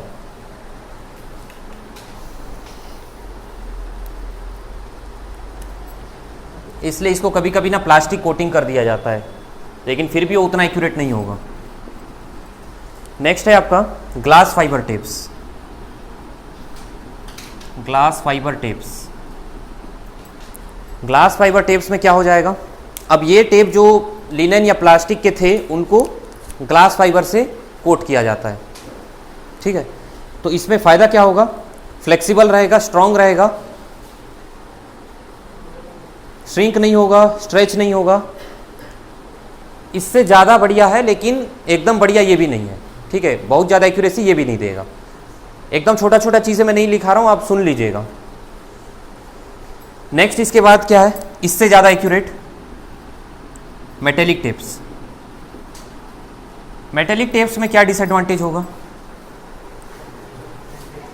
टेम्परेचर, है ना। टेम्परेचर के चलते क्या होगा उसमें, हाँ ठीक है, ज़्यादा ड्यूरेबल तो है, ज़्यादा चलेगा इन सब से, लेकिन इसमें भी डिसएडवांटेज क्या है, टेम्परेचर वेरिएशन हो सकता है, और उसके चलते इसमें श्रिंकेज या एक्सपेंशन और ये सब चीज़ें आ सकती हैं।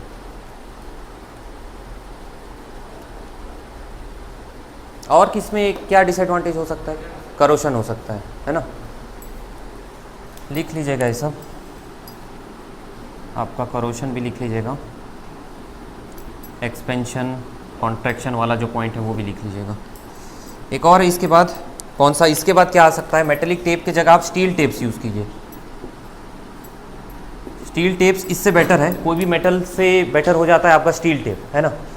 तो अगर आप स्टील, अच्छा स्टील आप यूज़ कर रहे हैं, कोटेड वाला स्टील है, तो हो सकता है करोशन ना हो, है ना, लेकिन एक्सपेंशन और कॉन्ट्रैक्शन तो होता ही है। उसके बाद सबसे बढ़िया वाला कौन सा है, इनवर्ट टेप।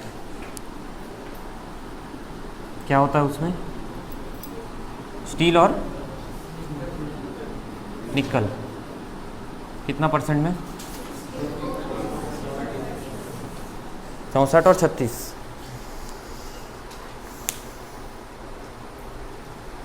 एक्यूरेट है लेकिन एक्सपेंसिव भी है,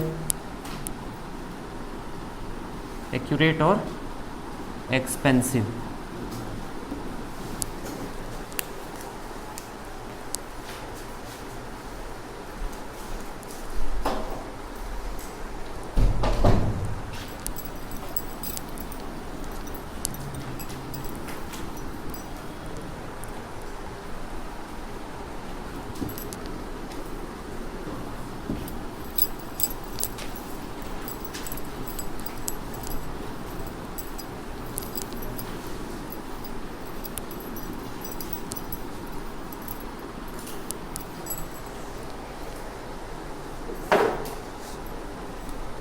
अभी आज का जो क्लास है उसका सबसे इम्पोर्टेंट टॉपिक पढ़ेंगे। क्वेश्चन एक आता ही है ना, और कन्फ्यूजन बहुत रहता है उसमें, तो ध्यान से एक बार सुन लीजिएगा और उसके बाद आपको वो प्रॉब्लम नहीं होनी चाहिए, है ना। मैं करेक्शंस का बताऊंगा। करेक्शन से बहुत कन्फ्यूजन रहता है, क्वेश्चन बनाते वक्त नहीं समझ में आता है कि कौन सा वैल्यू दिया हुआ है और किसको कहाँ पे पुट करना है ना। टेप करेक्शंस,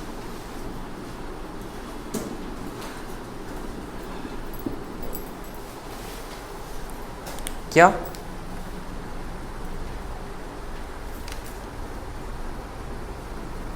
चेन आपका ये जो मैं बताया था, गंटर्स चेन, इंजीनियर्स चेन और रेवेन्यू चेन। एक मैट्रिक चेन होता है। मैट्रिक चेन कितना लेंथ का होता है? 20 मीटर, 30 मीटर, वही है। हाँ, वो सब मैं आगे पढ़ाऊंगा, वो एक अलग टॉपिक में है। लिंक वाला जो चीज़ें हैं मैं आगे बताऊंगा। टेप करेक्शंस, एक ही प्रिंसिपल पे सब कुछ करेक्शन होगा, है ना। एक ही लाइन को आपको बस याद रखना है। अगर वो चीज़ आपको दिमाग में है तो सभी करेक्शन का आपको पता चल जाएगा कि आपका लेंथ बढ़ना चाहिए कि कम होना चाहिए, करेक्शन पॉजिटिव होना चाहिए कि नेगेटिव होना चाहिए। सबसे पहले इसमें आपको एक चीज़ याद रखना है कि करेक्शन और एरर ये क्या है। एरर अगर पॉजिटिव है तो करेक्शन नेगेटिव है, और ये अगर पॉजिटिव है तो ये नेगेटिव है, ठीक है। ऑपोजिट रहता है। अगर मैं बोलूँ कि पॉजिटिव एरर है मतलब उसमें करेक्शन नेगेटिव रहेगा, नेगेटिव एरर है तो उसमें करेक्शन पॉजिटिव रहेगा। पहले तो ये चीज़ दिमाग में रखना है, इसमें कोई कंफ्यूजन नहीं होना चाहिए कि वो पूछ रहा है कि एरर पॉजिटिव है कि नेगेटिव पूछ रहा है कि करेक्शन पूछ रहा है। हो सकता है ऑब्जेक्टिव आपको पूछ ले और आपको बोले एरर पॉजिटिव है कि नेगेटिव है, और आप करेक्शन सोच के उसमें मार के आ जाए। और जब आप न्यूमेरिकल सॉल्व करें तो जनरली करेक्शन पूछेगा, या फिर ये पूछेगा कि करेक्टेड वैल्यू बताओ, ठीक है। सबसे पहला है correction for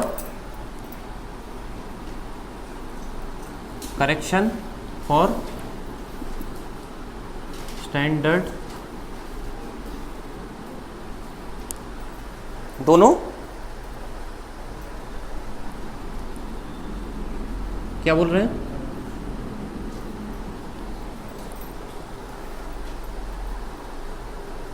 correction for standardisation, इसमें क्या है कि जैसे कि अभी हम पढ़ रहे थे कि टेप का लेंथ जो है बढ़ सकता है, कम हो सकता है।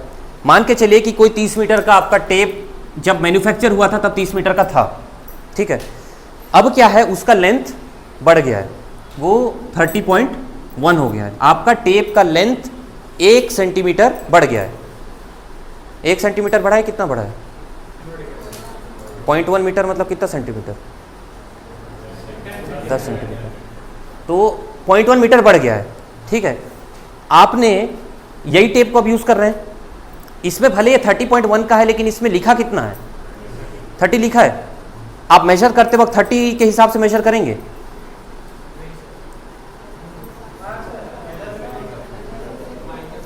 देखिए आप करेंगे क्या, नापेंगे 30.1, लिखेंगे कितना? 30। ऐसी नापते चलेंगे आप आगे, 30.1 30.1 30.1 करते जाएंगे, लिखेंगे कितना? 30 30 30। तो लास्ट में आपको क्या करना चाहिए? बढ़ाना चाहिए अपने वैल्यू को कि कम करना चाहिए? बढ़ाना चाहिए। करेक्शन क्या हुआ? पॉजिटिव। एरर क्या हुआ? नेगेटिव। एक और कंडीशन बताता हूं। मान के चलिए आपका लेंथ हो गया कम, 30 मीटर की जगह हो गया 29 मीटर, सिकुड़ गया है। लिखा कितना है उसमें? 30 मीटर लिखा है। नाप कितना रहे हो? 29 सेंटीमीटर। लिख कितना रहे हो? 30 सेंटीमीटर। ज़्यादा लिख रहे हो लेकिन है कम। लास्ट में आप क्या करना पड़ेगा? कम करना पड़ेगा, मतलब करेक्शन नेगेटिव, एरर पॉजिटिव। कोई है जिसको नहीं समझ में आया? मैं एक बार और बता दे रहा हूँ, ठीक है। इसको अगर समझ गए तो इसका टेम्परेचर भी समझ जाओगे, स्लोप भी समझ जाओगे, पुल भी समझ जाओगे, सब कुछ इसी से लिंक है। एक ही लाइन से सब कुछ लिंक होता है, ठीक है। अगर आपका लेंथ बढ़ गया है, एक्सपेंड हो गया है, ठीक है, आपका पहले 30 मीटर था अब 31 हो गया है, उसमें ग्रेजुएशन तो 30 का 31 अपने आप नहीं हो जाएगा ना, उसमें तो 30 ही लिखा रहेगा। अब आप ग्राउंड में आए और उस स्केल से आप मेजर कर रहे हैं, कितना नाप रहे हैं आप? 31 नाप रहे हैं। कितना लिख रहे हैं? 30 लिख रहे हैं। कम लिख रहे हैं लेकिन नाप ज़्यादा रहे हैं, तो लास्ट में आपको क्या करना पड़ेगा? बढ़ाना पड़ेगा, कम करना पड़ेगा? बढ़ाना पड़ेगा। बढ़ाना पड़ेगा मतलब करेक्शन पॉजिटिव, एरर नेगेटिव। और सेम अगर मैं ऑपोजिट बोलूं कि आपका लेंथ हो गया है कम, आपका लेंथ पहले 30 मीटर था, अभी हो गया है 29 मीटर, तो आप फील्ड में गए, आप नाप रहे हैं कितना, 29, कम नाप रहे हैं और लिख कितना रहे हैं 30, लास्ट में क्या करना पड़ेगा, घटाना पड़ेगा।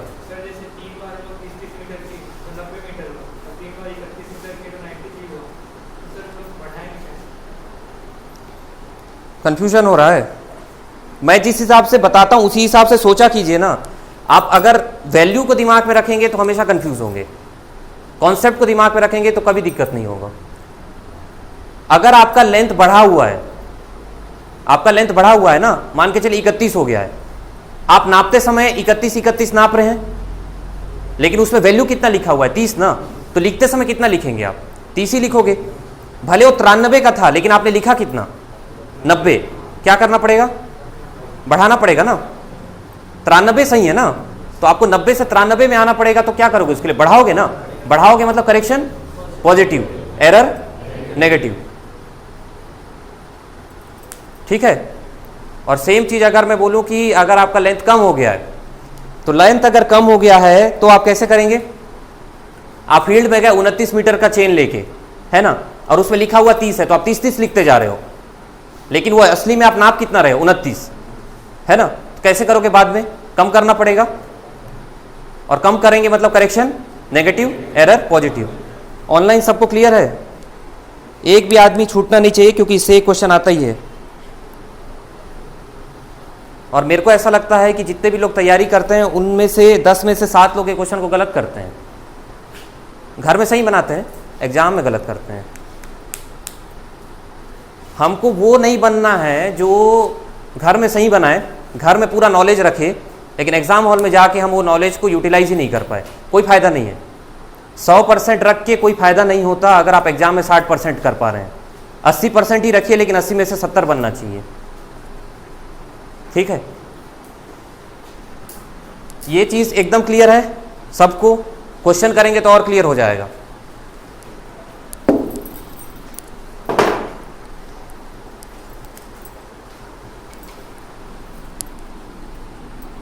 एल मान के चलिए है डेसिग्नेटेड लेंथ, और एल डेस है आपका एक्चुअल लेंथ। डेसिग्नेटेड मतलब 30 मीटर चेन डेसिग्नेट किया गया है, और एक्चुअल लेंथ उसका मतलब छोटा बड़ा क्या हो गया है वैसा। अगर आपका एक्चुअल लेंथ बड़ा है डेसिग्नेटेड लेंथ के, तो करेक्शन क्या होगा और एरर क्या होगा, इसको सोच के बताइए। और अगर आपका एक्चुअल लेंथ जो है वो छोटा है आपके डेसिग्नेटेड लेंथ से, तो करेक्शन क्या होगा और एरर क्या होगा बताइए।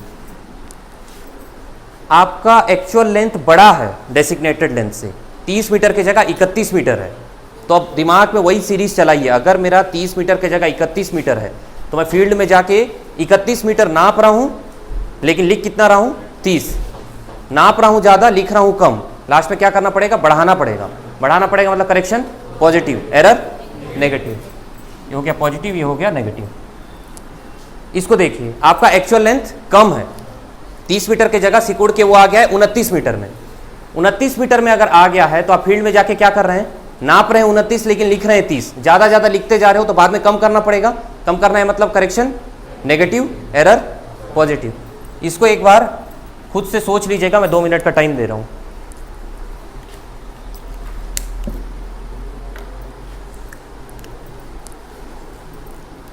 और किसी को भी डाउट होगा तो अभी पूछेंगे।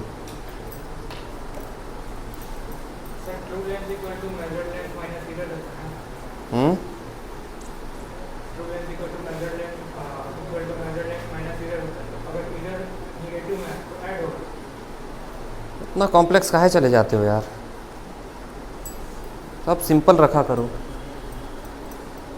क्वेश्चन भी जब आएगा ना तो अपने आप दिमाग चल जाता है, जब फॉर्मूला वार्मूला ज़्यादा रहता है ना तो कन्फ्यूजन होता है। अगर मैं इसी का एक क्वेश्चन दे दूं तो बन जाएगा आपसे। मान के चलिए कि आपका टेप पहले जो है वो 30 मीटर का था और अभी वो हो गया 31 मीटर का, ठीक है। पहले 30 मीटर का था मतलब नए के समय वो 30 मीटर का था, अभी वो 31 मीटर का है।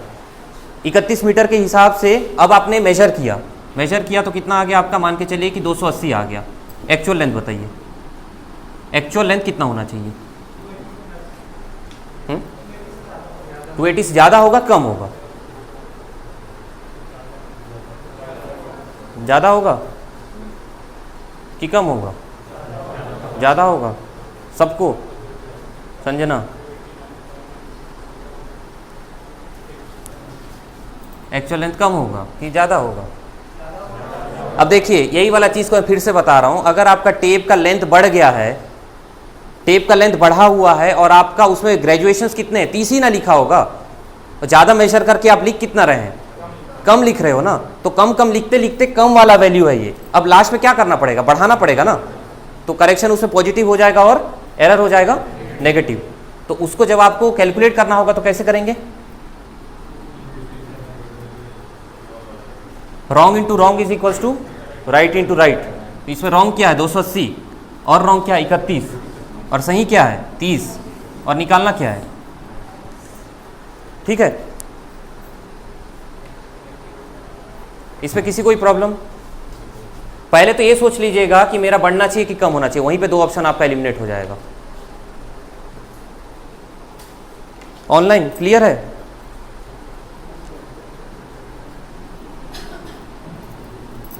हाँ, एक बार और बताएं। ठीक है, आपको कहाँ पे डाउट हो रहा है बताइए, क्या नहीं समझ में आ रहा है?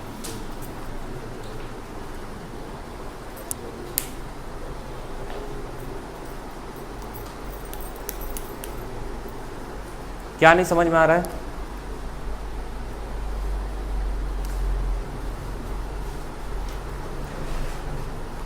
आप लोगों में सबको क्लियर है? सिर्फ मुंडी हिला रहे हैं कि सही में क्लियर है? अच्छा, चलिए मैं एक बार और बता देता हूँ।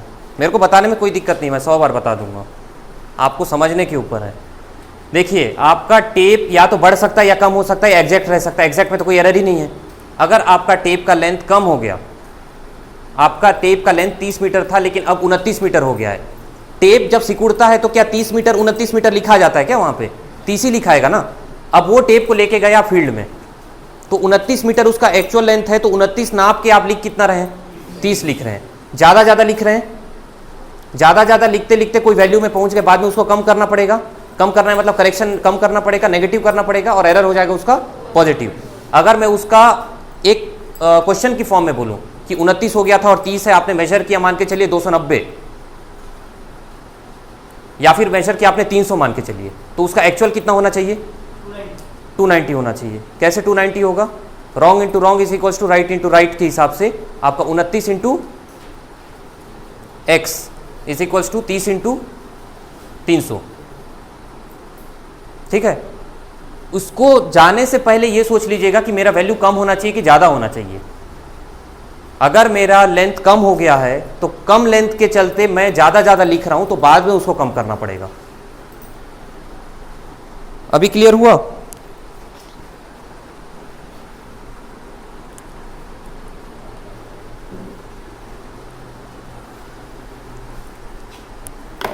ये फॉर्मूला क्लियर है जो फॉर्मूला से मैंने सॉल्व किया, ठीक है। उसका मैं अलग से कुछ नहीं बताता हूं, है ना, ये सब चीज़ें दिमाग से रहता है, ये उसको उसी तरीके से रखा करो, कंफ्यूज हो जाओगे नहीं तो फिर। वर्ड्स को ध्यान रखना बस।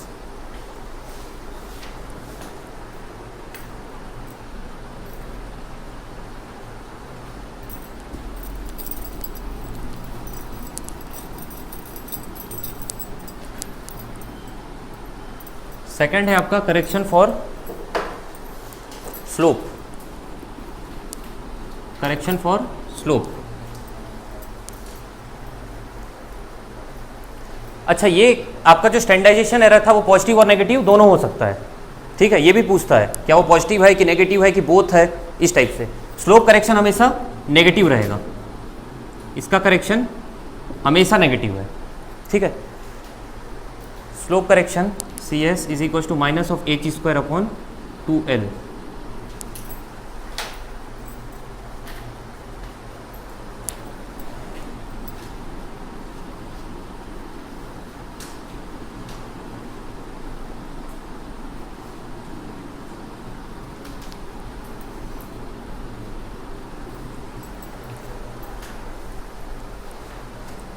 स्लोप लेंथ बड़ा होता है कि स्ट्रेट लाइन बड़ा होता है? Slope length. और वो स्लोप लेंथ बड़ा होने के चलते आपका करेक्शन क्या होगा?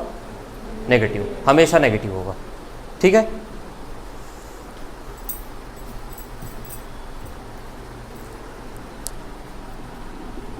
माइक किसी का चालू है तो बंद कर देंगे। Correction for pull. अब आप चेन को किस किस एनर्जी से खींचते हैं? एक स्टैंडर्ड एनर्जी होगा, और अगर उससे ज़्यादा खींचे तो क्या होगा? वो खिंचाएगा, और कम करोगे तो सिकुड़ेगा। ठीक है, कुछ पूछ रहे हैं? माइक बंद कर दीजिए किसी का अगर चालू है तो।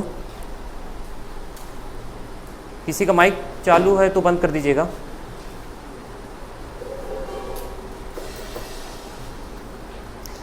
अब पुल में ना सेम कॉन्सेप्ट है। ठीक है, मैं फिर से बता रहा हूं, पुल में सेम कॉन्सेप्ट है। अगर आपका पुल ज़्यादा है तो आपका लेंथ ज़्यादा हो जाएगा। लेंथ ज़्यादा हो गया तो करेक्शन क्या होता है? करेक्शन पॉजिटिव कि नेगेटिव? लेंथ ज़्यादा तो ज़्यादा नाप के कम कम लिख रहे हो, लास्ट में उसको बढ़ाना पड़ेगा। Correction positive, error negative. एक सीरीज की तरह ही याद रखिएगा, तो अलग से रटना नहीं पड़ेगा। चीज़ों को रटा मत कीजिए। जितना रटने का ये सबको कोशिश करेंगे, कितना चीज़ को रटना है, डेटा वाले को भी तो रटना है, ये सबको समझिए। तो मान के चलिए आपका पुल को मैं बता दे रहा हूँ। आपका एक है, मान के चलिए P है पुल अप्लाइड, और P0 है स्टैंडर्ड पुल। तो करेक्शन फॉर पुल में करेक्शन नेगेटिव पॉजिटिव दोनों हो सकता है ना, डिपेंडिंग कि आपका जो पुल अप्लाइड है वो ज़्यादा है कि कम है। मान के चलिए आप पुल अप्लाइड ज़्यादा कर दिए स्टैंडर्ड पुल से, तो आपका क्या हुआ? लेंथ बढ़ गया। लेंथ बढ़ गया तो करेक्शन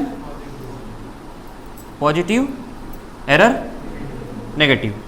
और वही आपका स्टैंडर्ड पुल अगर कम है, मतलब आपने जो पुल अप्लाई किया वो स्टैंडर्ड पुल से कम है, तो सिकुड़ गया है, आपका लेंथ कम हो गया है। लेंथ जब कम हो जाता है तो आप नाप रहे हैं कम और लिख रहे हैं ज़्यादा, बाद में आपको कम करना पड़ेगा, करेक्शन हो जाएगा नेगेटिव और एरर हो जाएगा पॉजिटिव।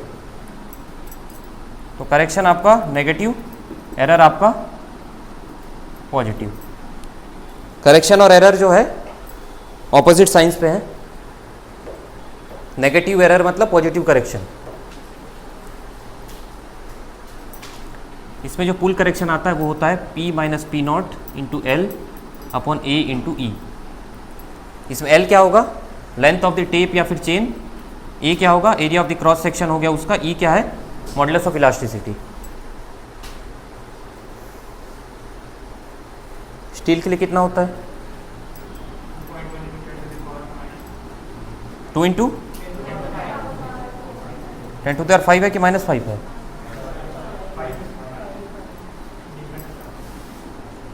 ये है आपका area of the cross section of the tape material. L है आपका मेजर्ड लेंथ।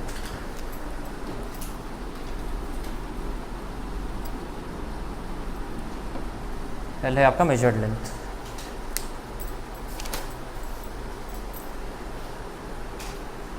क्लियर है? ये सिर्फ एक ही चीज़ को दिमाग में रख लेंगे तो फिर बाकी सब हो जाएगा।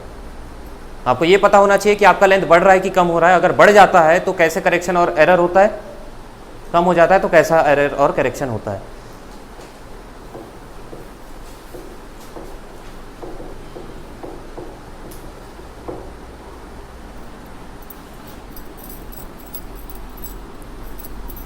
नेक्स्ट है आपका करेक्शन फॉर टेम्परेचर। अब टेम्परेचर बढ़ता है तो लेंथ बढ़ेगा कि कम होगा? एक्सपेंड होगा, है ना। तो इसमें भी क्या होगा? आपका T होगा और एक T0 होगा, या फिर मान के चलिए कि Tm और T0 है। एक आपका Tm जो है वो टेम्परेचर है आपका मेजरमेंट के समय का मीन टेम्परेचर, और T0 जो है वो स्टैंडर्ड टेम्परेचर है। Tm आपका मीन टेम्परेचर ड्यूरिंग मेजरमेंट, और T0 स्टैंडर्ड टेम्परेचर। ये हो गया पुल वाला, लिख लिए।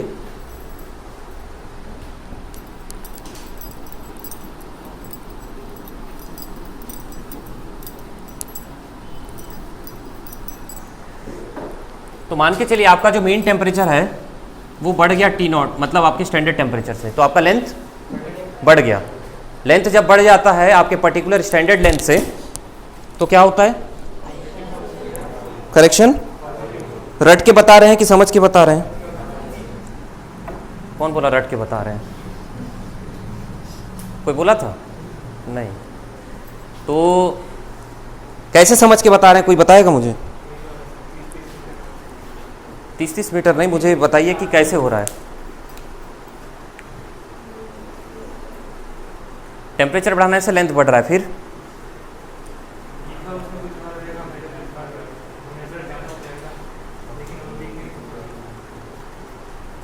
हाँ, लेंथ बढ़ा तो नाप ज़्यादा रहे और लीक कम रहे, तो बाद में उसको क्या करना पड़ेगा? बाद में उसको बढ़ाना पड़ेगा, तो करेक्शन उसका पॉजिटिव, एरर नेगेटिव। भूलेंगे आप लोग कभी इसको, ये चीज़ को कभी मत भूलेगा, क्योंकि सब में वही काम आ रहा है। टेम्परेचर अगर बढ़ गया तो आपका लेंथ बढ़ गया, टेम्परेचर अगर कम हो गया तो आपका लेंथ कम हो गया, तो उसके हिसाब से जो आपको करना है कीजिए। करेक्शन पॉजिटिव है कि नेगेटिव है? इसमें क्या आ रहा है? Correction positive, error negative. और आपका मान के चलिए mean temperature during the measurement अगर कम हो गया तो आपका क्या हो गया? कॉन्ट्रैक्शन हो गया, लेंथ हो गया कम। लेंथ कम होने से क्या होता है? हम नाप रहे हैं कम और लिख रहे हैं ज़्यादा, बाद में उसको कम करना पड़ेगा। कम करना पड़ेगा मतलब करेक्शन नेगेटिव, पॉजिटिव। तो आपका जो टेम्परेचर करेक्शन है वो पॉजिटिव और नेगेटिव दोनों हो सकता है। स्लोप करेक्शन हमेशा नेगेटिव होगा, पुल करेक्शन पॉजिटिव और नेगेटिव दोनों होगा, करेक्शन फॉर स्टैंडर्डाइजेशन दोनों होगा। ठीक है, ये टेम्परेचर करेक्शन क्या होता है? Alpha Tm minus T not into L. Alpha क्या है? Coefficient of thermal expansion.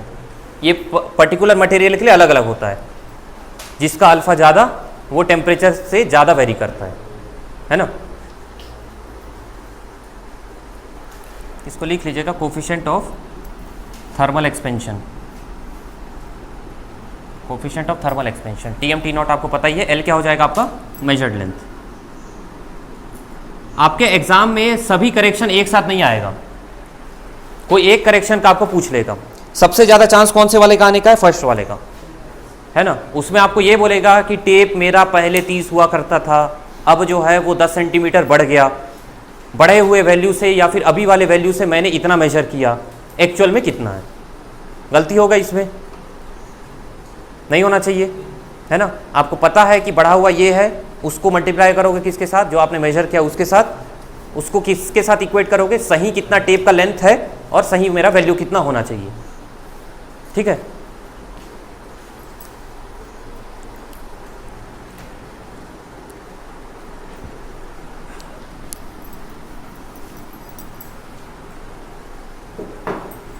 ये कौन सा करेक्शन है? चौथा। एक करेक्शन फॉर सैग आता है, तो बता सकता है इसका करेक्शन पॉजिटिव होगा कि नेगेटिव? नेगेटिव होगा हमेशा, है ना। करेक्शन इसका हमेशा नेगेटिव होगा, करेक्शन फॉर सैग।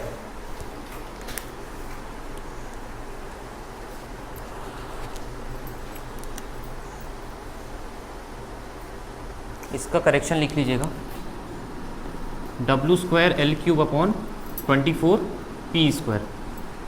इसमें आपका W क्या है?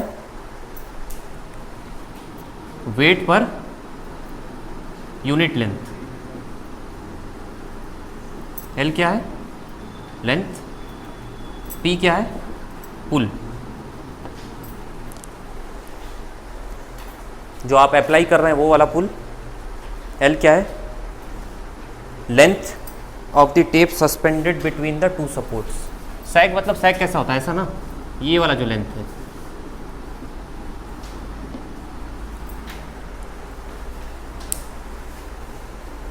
और W है वेट पर यूनिट लेंथ, हमेशा नेगेटिव होगा ये करेक्शन।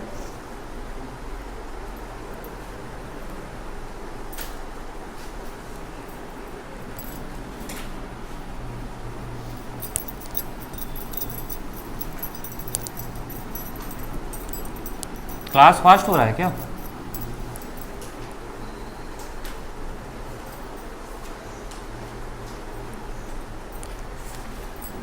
फर्क तो पड़ता है, है ना, लेकिन हम उसको लेते नहीं हैं। चेन में जनरली हम शुरू का जो 2 है उसको लेते हैं, लेकिन फ़र्क तो पड़ता है। टेप का है ये सब। रॉन्ग अलाइनमेंट हमेशा नेगेटिव रहेगा, रॉन्ग अलाइनमेंट हमेशा नेगेटिव रहेगा। मैं अभी वही बता रहा हूँ, मिस अलाइनमेंट। इसमें आपको डिटेल में नहीं जाना है, बस ये याद रखिएगा इसका भी करेक्शन जो है हमेशा नेगेटिव रहेगा, ठीक है। मिस अलाइनमेंट अगर अच्छे से आप रेंजिंग नहीं करते हैं ना तो ये वाला प्रॉब्लम आता है, करेक्शन हमेशा नेगेटिव रहेगा। और लास्ट कौन सा करेक्शन है? Combined correction. अब कंबाइंड करेक्शन का मतलब सभी करेक्शन को आप ऐड कर दीजिए पॉजिटिव नेगेटिव साइन के साथ, तो जो आया आपका वो हो गया आपका कंबाइंड करेक्शन। कंबाइंड करेक्शन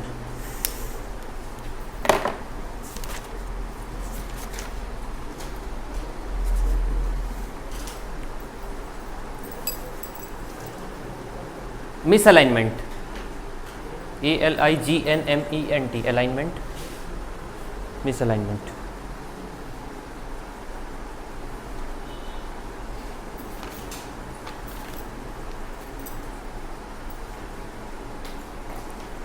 वो बुक देना तो SSC वाला।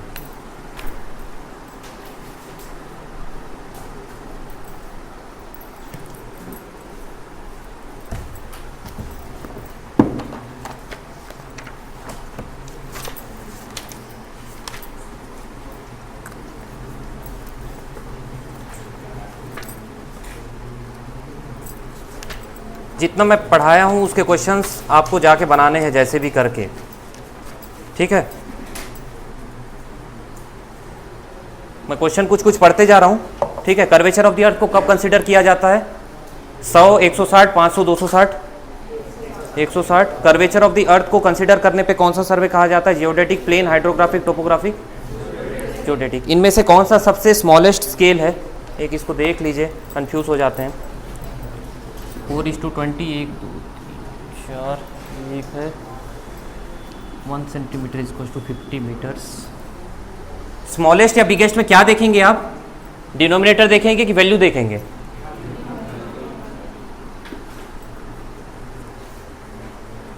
डिनोमिनेटर देखेंगे। बताइए कौन सा सबसे छोटा है? सबसे छोटा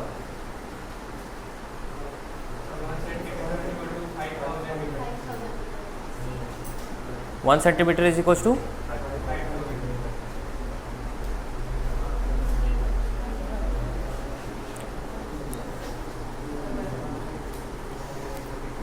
ये कितना हुआ? 1/5, 1, 2, 3, 4, और ये 1/50, 1, 2, और ये 1/5000,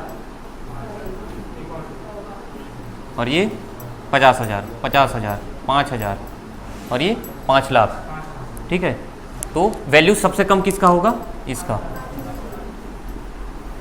ठीक है। कभी कभी हम जल्दीबाजी में इसमें गलती कर देते हैं, है ना, तो गलती नहीं होना चाहिए। सिंपल सिंपल चीज़ों को गलती करेंगे तो फिर कंपटीशन से बाहर हो जाएंगे।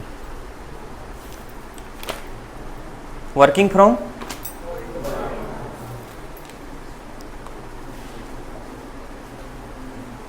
वर्नियर का मैं आगे बता दूंगा अगले क्लास में, ठीक है।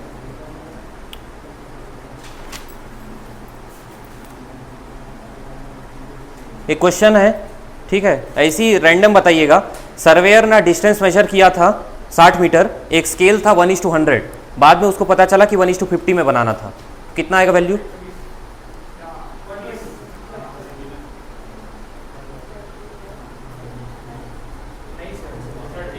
हाँ, आप हो जाएगा।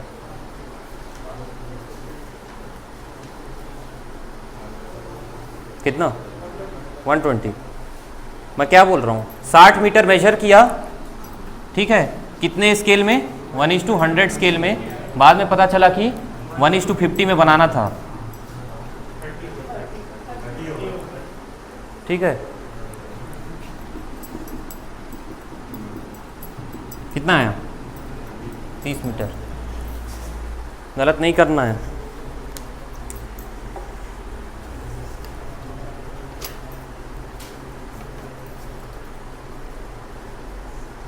कैडेस्ट्रल सर्वे क्या होता है? प्रॉपर्टी लाइन को डिफाइन करने के लिए। स्फेरिकल ट्राइंगल क्या होता है?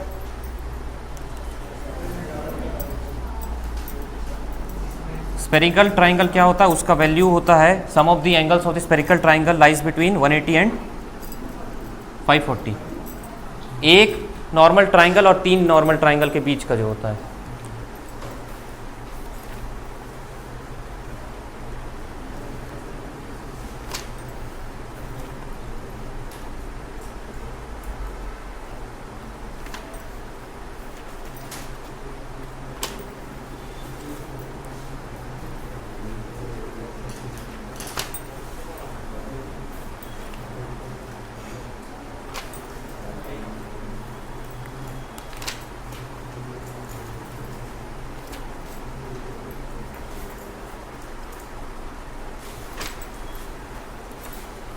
बन जाएगा आपसे सब। एक क्वेश्चन लिख लीजिए।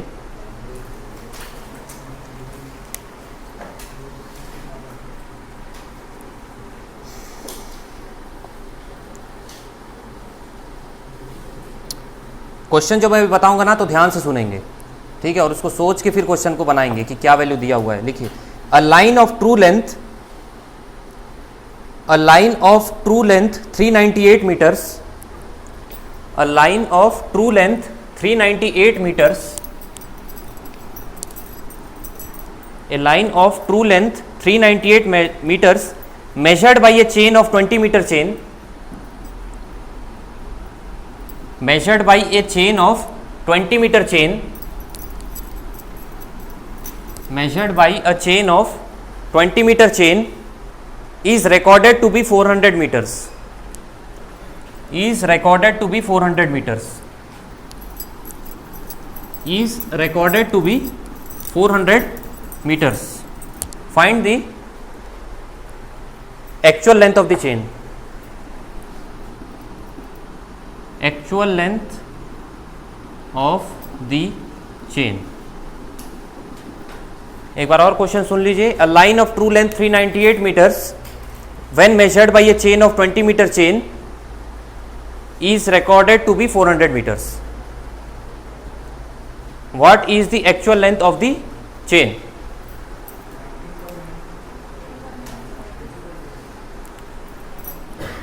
कितना? 19.9 क्या मीटर? और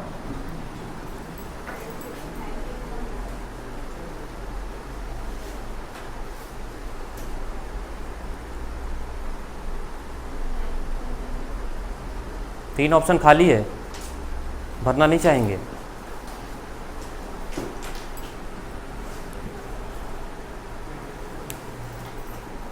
इसमें क्या पूछा आपको? चेन का लेंथ पूछा ना। इसमें ना आपको मेजर का पूछा, ना एक्चुअल लेंथ का पूछा, आपको डायरेक्ट मेजर्ड का पूछा। क्या क्या दिया था? क्या बोल रहा है आपको कि आपको actual length of the chain निकालना है, ठीक है। एक्चुअल लेंथ मतलब कि कितना छोटा या कितना बड़ा, वो वाला लेंथ निकालना है ना। इसमें तो ये दिया हुआ है कि 20 मीटर का चेन है ना। 20 मीटर का चेन से मेजर करके कितना आ गया? 398, ठीक है। ट्रू लेंथ कितना दिया हुआ है? ट्रू लेंथ कितना दिया हुआ है? 398 है ना। तो ट्रू के साथ क्या आएगा? आपका जो चेन आएगा वही आएगा। और उसके बाद मेजर्ड वैल्यू कितना है? मेजर्ड वैल्यू 400, और 400 के साथ फिर क्या आएगा? Actual length of the chain जो है वो कितना आया? 19.9। सबका ऑनलाइन सबका आया? बताइए, कुछ डाउट है तो। अब देखिए, अगर इसमें एरिया या वॉल्यूम का बात रहता तो उसको ध्यान में रखना है कि यहाँ स्क्वायर और क्यूब भी आएगा। गलती कर देंगे आप वहाँ पे और भूल जाएंगे, ठीक है। एरिया है फिर भी 20-20 कर देंगे और आपको ऑप्शन भी वहाँ पे मिल जाएगा, बढ़िया खुश होकर टिक भी मार के आ जाएंगे। और बाद में आके सोचेंगे यार मेरे से कैसे गलती हो गया। ये सब चीज़ों में गलती नहीं करना है, बहुत ज़्यादा। एक और क्वेश्चन देखें क्या, true length of the line ही पूछ रहा है इसमें भी, ठीक है। क्वेश्चन ये था कि 30 मीटर का टेप है और उसके बाद मेजर कर रहे हो उससे तो 29.93 आ रहा है, मेजर्ड लेंथ जो है 270 मीटर है, तो ट्रू लेंथ बताइए। तो ये तो बन जाएगा आपसे।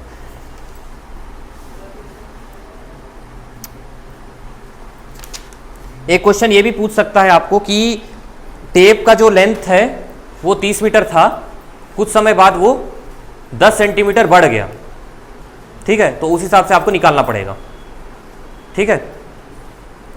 पता चल जाएगा कितना उसका लेंथ है, बढ़ गया है तो उस हिसाब से निकालना है आपको।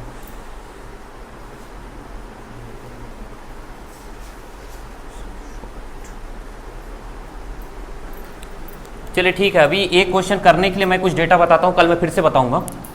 20 मीटर चेन में कितना लिंक होता है? 100 लिंक।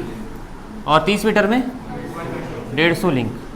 1 मीटर में 5 लिंक। एक लिंक में, चलिए वो छोड़िए, एक क्वेश्चन लिखिए। The length of A line measured by A, the length of a line,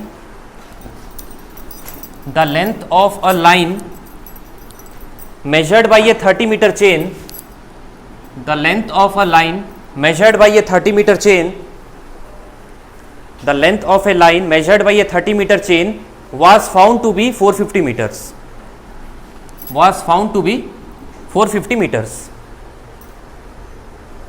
was found to be 450 meters।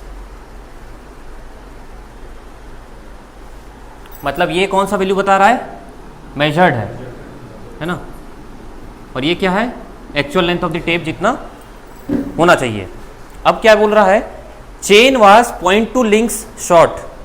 जो आपका चेन था वो 0.2 लिंक शॉर्ट था, मतलब छोटा था। तो बताइए ट्रू लेंथ कितना है या एक्चुअल लेंथ कितना है? क्वेश्चन समझ आया?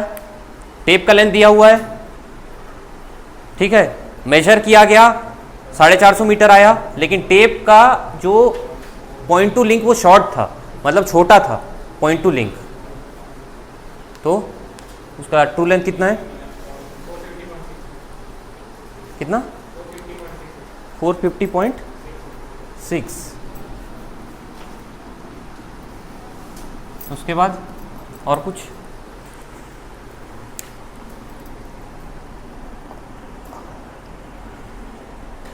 फोर फोर्टी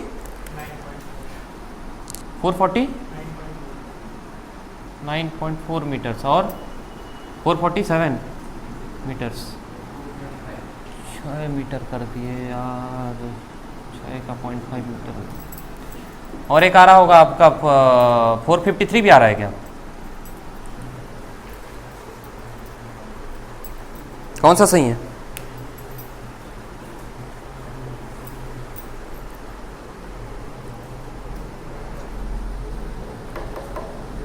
सबसे पहले तो मेरे को ये बताइए, अगर आपका टेप जो है छोटा है तो आपका जो वैल्यू है वो कम में आना चाहिए कि ज़्यादा में आना चाहिए? कम में आना चाहिए। तो वहीं पे तो ये दो एलिमिनेट हो गया आपका, है ना। और ये कैसे आया? 0.2 लिंक शॉर्ट का क्या मतलब है? एक लिंक में कितना मीटर होता है? 0.2 मीटर होता है ना। तो 0.2 मीटर और 2 लिंक है, मतलब 0.2 लिंक है, मतलब 0. तो आपका ये वाला कितना वैल्यू आ जाएगा? 29.6। 29.96 यही है। तो आपका क्या होगा वैल्यू? 29.96 से मेजर करके आपका 450 आया, एक्चुअल आपको निकालना है, ठीक है। सबको क्लियर है ये? ऑनलाइन में किसी को डाउट? 30 तो सही है ना? सही को सही के साथ करोगे। ये आपका जो है, आपका एक्चुअल जो शॉर्ट हो गया वो वाला वैल्यू है, और उससे जो मेजर किया वो 450। तो वर्ड्स को ध्यान में रखना है कि मेजर्ड बोल रहा है, एक्चुअल क्या है, ट्रू क्या है, करेक्ट क्या है, ये सब चीज़ों को दिमाग में रख लोगे तो क्वेश्चन में कभी गलत नहीं करोगे। और दूसरा कंसेप्ट ये याद रखना कि अगर मेरा टेप छोटा हो गया है, ठीक है, टेप अगर मेरा छोटा हो गया है तो छोटा छोटा मेजरमेंट लेके मैं बड़ा बड़ा लिखते जा रहा हूँ, तो बाद में उसको कम करना पड़ेगा, तो वैल्यू मेरा कम हो जाएगा। कम हो गया तो दो ऑप्शन तो इसी एलिमिनेट हो जाएगा। इसको तो सॉल्व करने का भी जरूरत नहीं पड़ेगा, क्योंकि दो लिंक का कितना होता है, उसी हिसाब से आप इसको जान सकते हैं कि आपका आंसर यही होगा। ये 449.4 ये तो नहीं आएगा ना।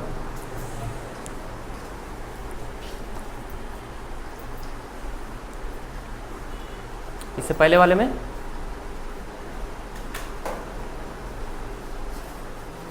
कौन से वाले में, पिछले वाले में आपको क्वेश्चन अच्छे से पढ़ना पड़ेगा ना कि क्या बोला है, क्या पूछ रहा है। मैं तो हमेशा से यही कह रहा हूँ, वर्डिंग्स में इसमें थोड़ा ध्यान देना कि वो एक्चुअल पूछ रहा है, हाँ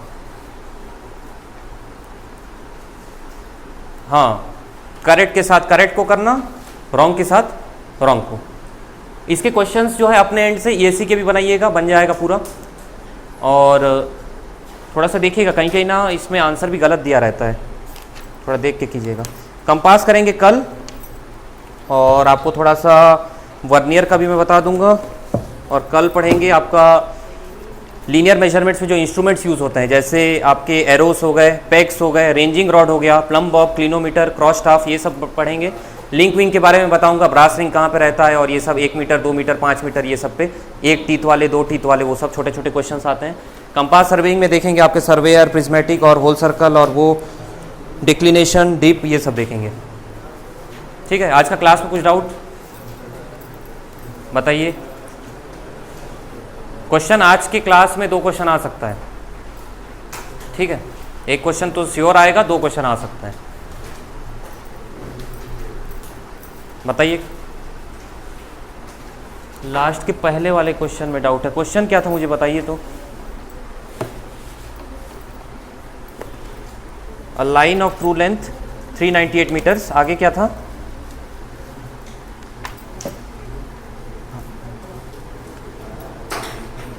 हाँ, उसमें क्या डाउट आ रहा है आपको? आपको ये समझ नहीं आ रहा है कि 400 क्या और 398 क्या है?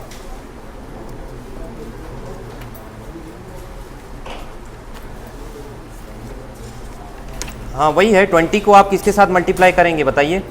मेजर्ड किस में लिखा हुआ है? मेजर्ड किस में लिखा हुआ है बताइए? हाँ, मेजर आप किससे करते हैं बताइए? मेजर आप किससे करते हैं? मेजर आप उसी से करेंगे ना जो टेप छोटा या बड़ा वाले से करेंगे ना, एक्चुअल वाले से मेजर थोड़ी कर रहे हैं आप। इसलिए तो मेजर्ड लेंथ को हमेशा किससे मल्टीप्लाई करोगे आप? रॉन्ग वाले टेप लेंथ से, है ना। वर्डिंग्स में ध्यान रखिएगा, मेजर्ड मतलब मेजर किससे करोगे आप? एक्चुअल 20 मीटर से तो मेजर नहीं कर रहे हो ना, आप मेजर कर रहे हो छोटा वाला टेप या फिर बड़ा वाला जो हो गया उससे। अब उसको उससे मल्टीप्लाई करोगे और उसके हिसाब से देखोगे कि क्या पूछ रहा है। 4 टर्म है, 3 दिया रहेगा, 1 निकालना रहेगा, कहाँ कहाँ पे पुट करना है वही बात है। और थोड़ा सा कंसेप्ट के हिसाब से पढ़िएगा, नहीं तो कंफ्यूज हो जाएंगे वहाँ पे कि अगर मेरा टेप छोटा हो गया या बड़ा हो गया तो मेरा जो वैल्यू आना चाहिए वो छोटा आना चाहिए कि बड़ा आना चाहिए, उससे 2 ऑप्शन वहीं पे एलिमिनेट हो जाएगा। और कुछ डाउट है बताइए? संजना, कुछ डाउट? क्वेश्चन बन रहे हैं, ठीक है।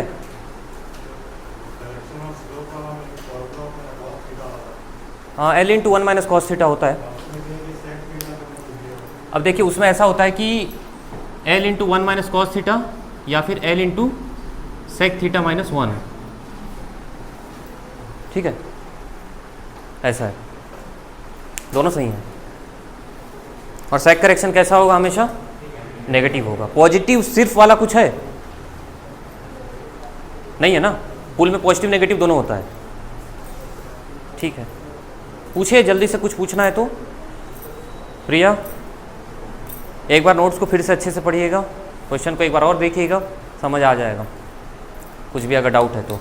और खुद से ये वाला को देख लीजिएगा कि लेंथ बढ़ रहा है तो कम हो रहा है। खुद से जब एक बार सोच लेंगे ध्यान से ना, नहीं भूलेंगे इस बार, ऐसा मेरा मानना है। बाकी अगर आपको कुछ भी डाउट होता है तो कल मैं एक बार और बता दूंगा, ठीक। देखिए मैं एक चीज़ और बोलूँगा कि बहुत ज़्यादा कॉम्प्लेक्स मत कीजिए तैयारी को, है ना। मैं देखता हूँ आप लोगों को कि चीज़ों को जितना ज़्यादा कॉम्प्लेक्स कर सकते हैं उतना बनाते हैं। मैं फार्मूला को भी पढ़ूंगा, मैं ये भी पढ़ूंगा, ये भी करूंगा, वो भी करूंगा। जहाँ पे कॉन्सेप्ट से दिमाग में रखा जा सकता है उसको कॉन्सेप्ट से ही रखिए, क्योंकि रटने वाली चीज़ें बहुत हैं, डेटा वाले बहुत चीज़ें हैं, और डेटा वाला अगर आप नहीं पढ़ेंगे तो सिलेक्शन नहीं लेंगे।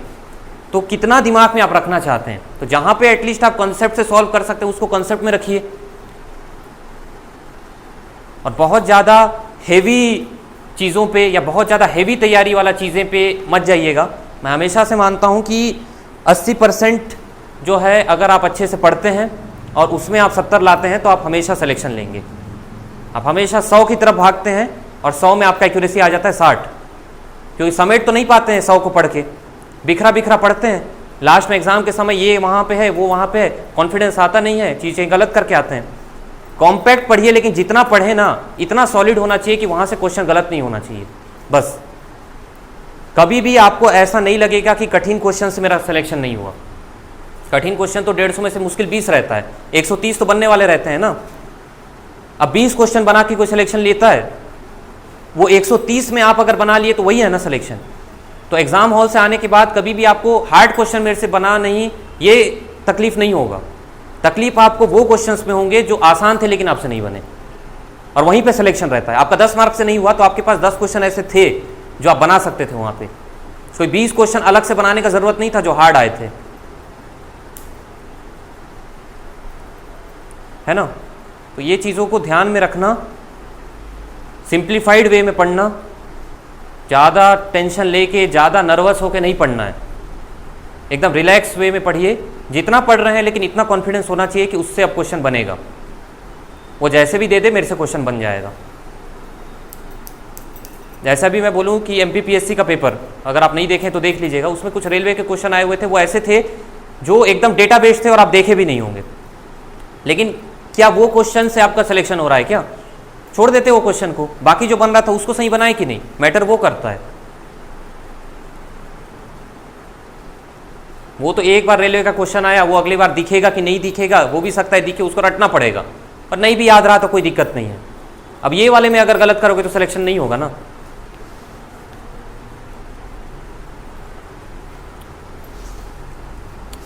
ठीक है, और कुछ पूछना है तो पूछिए, कल क्लास को कंटिन्यू करेंगे। ऐसा क्लास में बैठिएगा कि इसको अलग से पढ़ना ना पड़े, एक बार रिवाइज करें तो दिमाग में आ जाए, है ना, और क्वेश्चंस लगाने हैं। Okay, thank you.